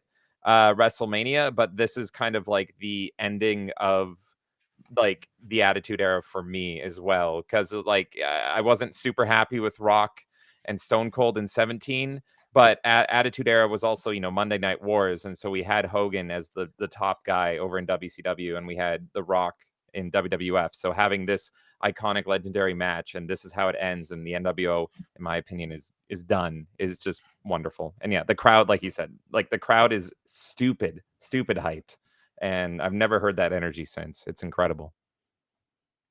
I have. It's hard to say because I know we went to a couple shows where it was crazy. I don't know, but we've heard some loud crowds. But I would love to have been there just to see how loud that one is because there's just so many people. But yeah, it was insane. And then Ian, I think I might know what your number one is, but let's see if I'm wrong. What's your number one? Well, it was honorably mentioned, before, but Owen Hart versus Bret Hart, opening of Nice. WrestleMania 10, arguably the better to any pay-per-view ever. And I mean the story writes itself. Rivalry, little brother always being overshadowed by big brother, wants to make a name for himself, step out of his shadow. Like I said, I have a couple other matches, gimmick battle, Knoxville and Zayn, that aren't technical masterpieces, aren't mat classics. This is a 5-star match. This is everything when you think of professional wrestling inside the squared circle. This is what you think of. Every move is crisp. I mean, being raised how they were raised, where they were raised, they probably wrestled that same match hundreds of times in the dun before. They probably they know each other better than anyone else knows them. So you're gonna have a mistake-free, a botch-free match that's filled with nothing technical prowess, filled with nothing but moves that make sense. Well, we're doing this. What is this going to set up to move? They both were such keen minds inside that separate, that any match separately they would have could be the match of the night, any card, let alone together. You know, you're going to get something spectacular. And the story, I mean, this Owen being the sniveling little brother trying to overcome Bret. I mean, every little thing when Owen gets a wrist lock and he celebrates like he just title, hands above his head, screaming like he did something fantastic. Everything is a major victory to him. And for if that were the match, that'd be great. But the fact that Owen actually gets the win that match is probably what makes it one. I don't know if it would have been in my top 5, let alone, but I'm such a huge Owen Hart fan. He never the run he deserved. So for him to get that win at WrestleMania, who then goes on to win the title that night, that gets so much credence and so much credibility that he didn't have before. That he was a chicken shit heel. He was the snotty little brother. Despite all that, he comes away technically beating the champion, so he has a whole lot behind him. So that's easily from story to actual in work to what led up to it, what leads after it. I think that's a perfect match. Not only just me, that might be one of my favorite matches of all time. Period. Yeah. And like you said, Owen Hart winning against Bret, it adds so much. And I miss WrestleMania being one night, because then for the rest of the night, you're like, how is Bret Hart gonna win? He just lost to his like you said, snot-nosed baby brother and all that stuff, and he has to wrestle in the same night. He's already hurt from this match that was an incredible match, and he has to go. It was Yokozuna, right? That he has to go beat, which he's lost to before as well. So it made the stakes of that otherwise mediocre match way bigger and way more exciting, and it elevated the entire pay-per-view. And then just learning about it, like that Bret loved Owen so much, and that he really wanted this match to be let's show the world who Owen is. And I think that's why it's Yeah. I think my favorite Owen Hart match ever. And it's such a perfectly done match. And he was like, we're gonna show them like what the Hart kids can do. We're gonna do a perfect match. We're gonna blow the doors off this place, even though it's the opener. And they absolutely did. And the storytelling, like the storytelling in this era was, or in this year rather, was kind of weak, but the brother versus brother stuff between these two was great. And this is what mainly captivated people outside of WrestleMania 10. I love one story Brett said where they were on a play, because I miss the days of kayfabe and everything. I miss believing wrestling was real, damn it.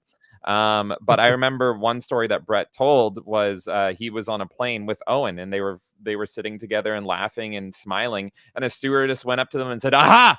I knew you guys didn't actually hate each other." Because that was how good it was, and that's how believable it was. That the stewardess literally was like, "I got you," and then they looked at each other and they burst out laughing because they had no idea they had the world fooled to that level. But that's how good Hart versus Hart was. So yeah, I absolutely love this match. It's a perfect match. It's a technical masterpiece. It was this close to making my top 5. This close. It didn't get out of there because of obligations, but it is a perfect match easily.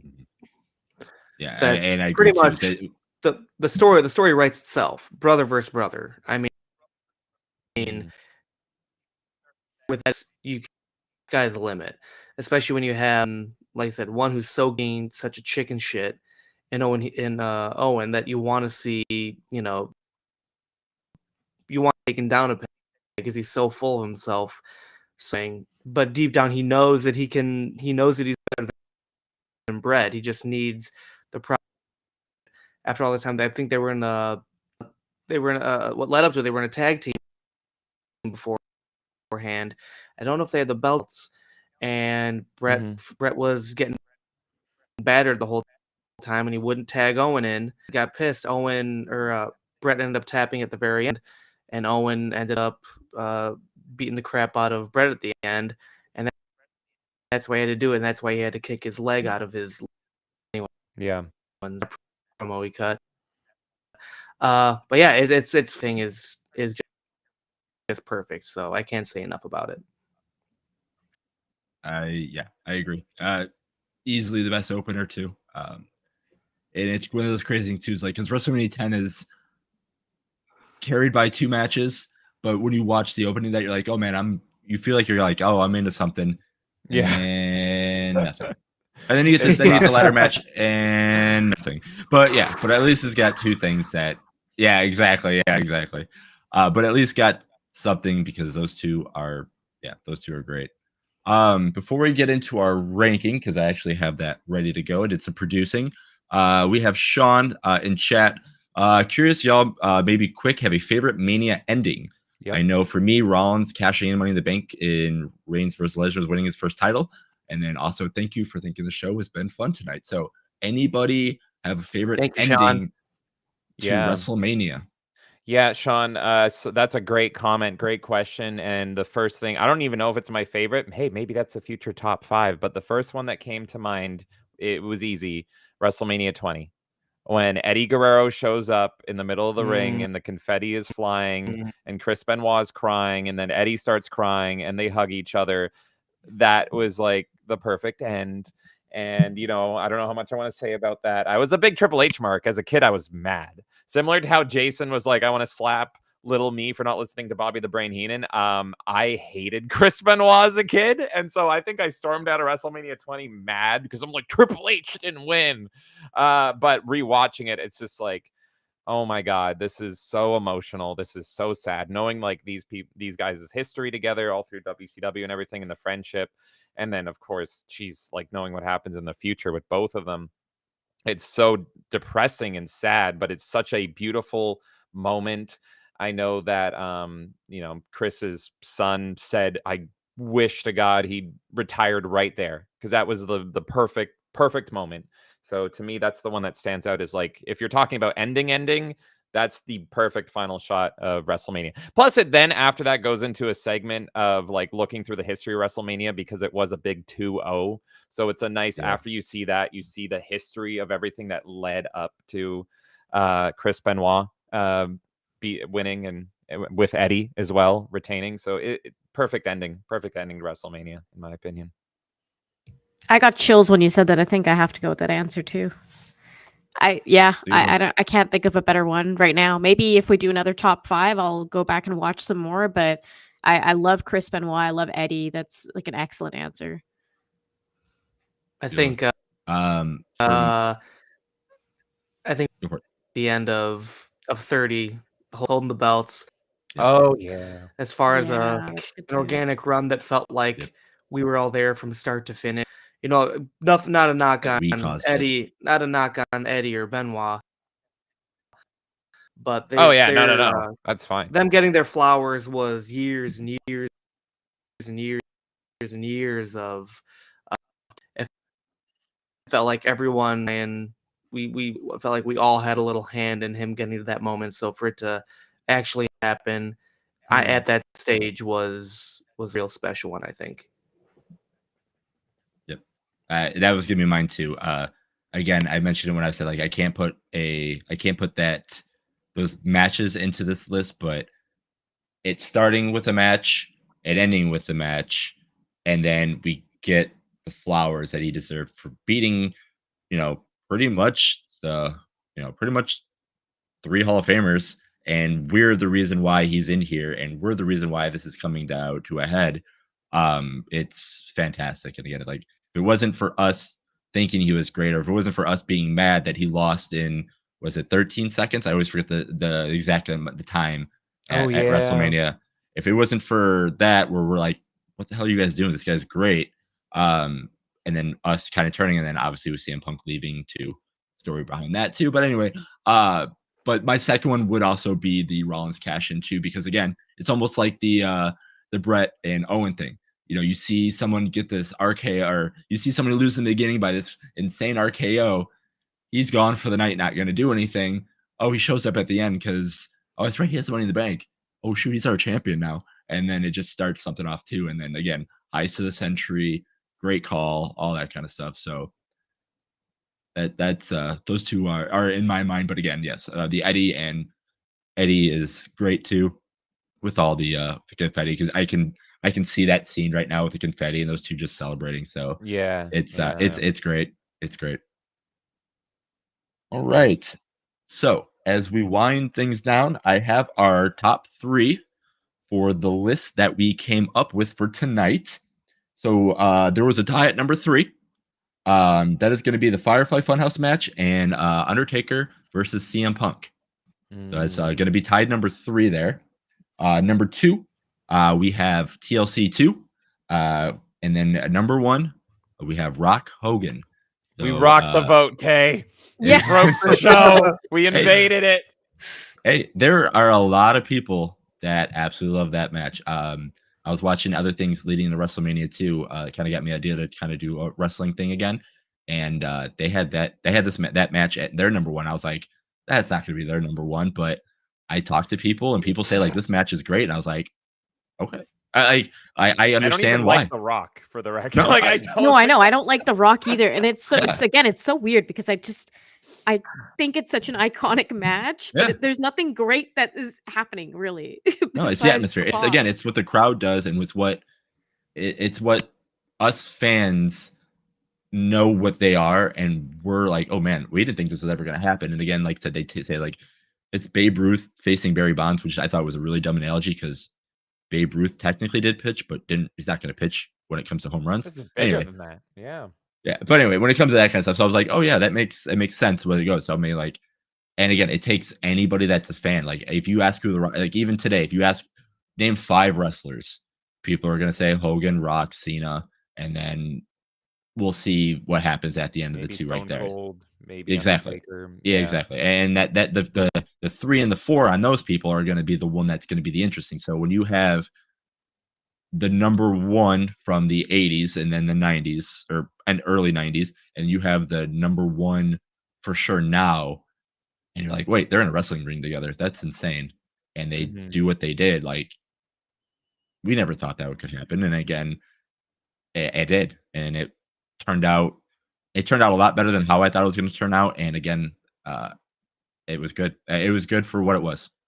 I do agree. WrestleMania is the place where dreams come true, and that match made a dream come true. So that's True. why it's my number one. And so definitely think it's great. Recommend anyone listening go watch WrestleMania 17. But yeah, definitely check Yes. out all three of those top matches because they're brilliant. Yes, and then I'm also curious now when you ever watch the Taker Punk one, what your thought is too, because Oh that's gonna be yeah, very yeah.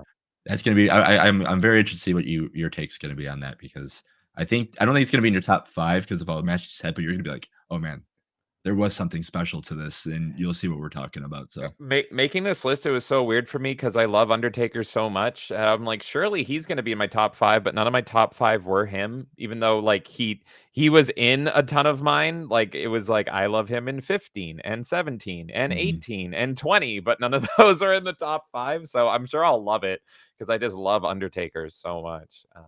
So I'm excited to watch it. I'm excited to watch all your guys' recommendations that I missed. I haven't seen Shawn Michaels 25 and 26 with Taker either, Yikes. which people have been like, what? And I'm like, Mhm. I checked out at that time. I think the last one I watched when I was a kid marking out was 22. And then I didn't come back until like 2018 or something. Yeah, So we it was watched again in like the WrestleMania 30s or there something. is a big gap. Yeah. I missed the entire John Cena, Randy Orton swapping the titles back and forth forever. Yeah. I know of That it. That's about it. that part wasn't very fun, but there was a lot of good like I said, a lot of kind of good stuff not to watch the main event, so I said I missed 2 things when I wasn't watching. One was Bray Wyatt, and the other one was CM Punk. So, like going back and skimming through the early CM Punk stuff, I was like, "Oh, I would have loved this." And so that was my 2 regrets of backing out of wrestling was Bray and CM Punk for yeah, sure. I think as, Daniel Bryan would be another one that I feel like I would have appreciated more. Because oh, all we yeah. saw was him in like the hippie era when he was like, Yeah, my belt is made out of cardboard, reusable cardboard. it's so weird because I have a lot of respect for Daniel Bryan, but he's not a wrestler I ever really watched or cared about. But anytime I do see a match, I'm like, he's got something. There's a spark there that Oh, is yeah. underappreciated. I could be wrong, but I think it was the Survivor Series where he was getting cheered and or no, what was the promo where everybody was in the ring and Triple H was talking and everybody was chanting for Daniel Bryan? That was the lead And up to Survivor. was that the lead? Okay, that right there was hilarious, and I'm surprised he didn't get more punished in a way because obviously he didn't do anything, but this crowd is rooting for this guy, and Triple H is trying to make this announcement or just trying to do something, and everybody is like rooting for Brian, and then going through like him losing stuff, and then him the NXT days with when he was with the Miz and all that kind of stuff. It was like that lead up to that stuff was really really cool. So like yeah, I definitely think you would appreciate Daniel Bryan a lot. Hmm. Yeah. And then Well, one of my that's other things too, like you said, CM Punk. I will say for us being like said, we were just like I said, the shooting star press when we started. The one thing that we went to so many shows afterwards, but I missed that we weren't able. We weren't able to go to Money in the Bank for when CM Punk won the title because right after that show is when we started going to shows all the time, and so we just missed it by a show to going to things. I that's the one thing that just irks me is like I just missed that. But I watched on my TV. my wrestling regret. I don't know if I should say it, but they booked a house show when I was very young, and so my mom was taking me to the house show, but then in the exact opposite direction, Chris Benoit was doing an autograph signing. And so it was like, I don't even like Chris Benoit, but I get to meet a Mhm. wrestler, but then I'm probably gonna have to miss like the first part of these matches because you have to wait in line. Like he was a big guy at the time, like he was the Mhm. top guy. So I decided I don't even like Chris Benoit. I'm gonna go watch these matches instead, which at the time I didn't regret, but then everything later on, I'm like, well, that would have made for an interesting story. That's for sure. So it's like that's Absolutely. actually a viral image is that autograph signing I didn't go to of Chris Benoit because he looks like just full insane mode in that photo as well. And it's just like, oh, I could have said I went there. So that's my strange wrestling regret was not meeting Chris Benoit when I could have. It Hey, could be a what good you're thing. thinking something. You're thinking of something. I was trying to figure out if that's the one where, like, who's the wrestler that you met or wanted to meet that was in like the girls section of like a Walmart That was Bret or Hart. Toys R Us? Yeah. Yeah. So yeah, no, that's. I mean, you were wanting to sign off here, but I met Bret Hart. It was outside the WWE. It was when he wrote his biography, and it was not like an official WWE biography, but he was doing autograph signings. And in Canada, Bret Hart is treated like a god.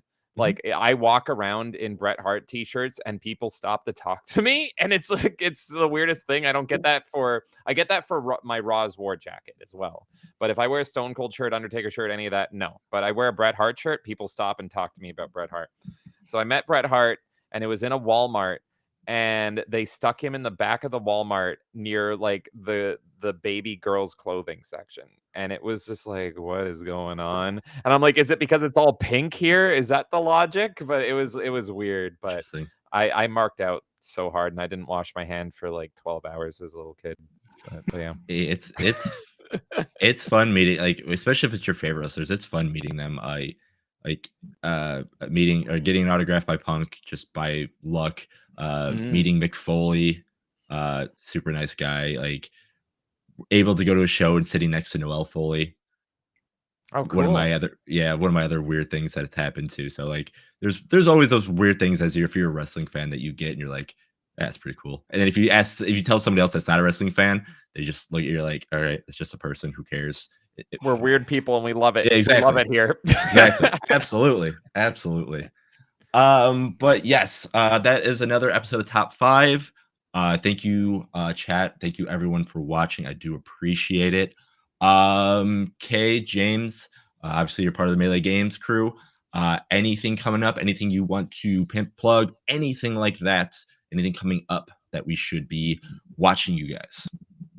Let's see. Hi, everybody. We together are Melee Games, and we talk about all things gaming. First off, I want to say, hey, if you're lurking, follow this channel. Follow Jason. Follow Ian. I want to see Ian on more shows because he was freaking wonderful. More of these exclusive top 5s over here. They do great stuff. I agree. Yeah. This has been really fun. So definitely subscribe to the channel. They absolutely deserve it. And this was a super fun blast to talk with these guys about wrestling. And I hope they bring me back, even though I put Hogan and Andre in my top 5. So they deserve it. So definitely follow them. As for us, let's see here. Tomorrow, the main reason I don't know if I'm watching WrestleMania this weekend is because tomorrow night I have to hang out once again with my internet concubine Dermy Wormy on Ballbusters, and I owe like 38 shots. So my friend said, do you want to come over and drink and watch WrestleMania? And I said, I would, but I might die tomorrow. So that's the caveat. I don't know if I'm watching WrestleMania because I have to do 38 shots on stream tomorrow night. I'm probably not going to hit 38, but I will try. There's no way we're doing 38. Like the next few appearances on Ballbusters, we're going to just take like 10 at a time. Yeah.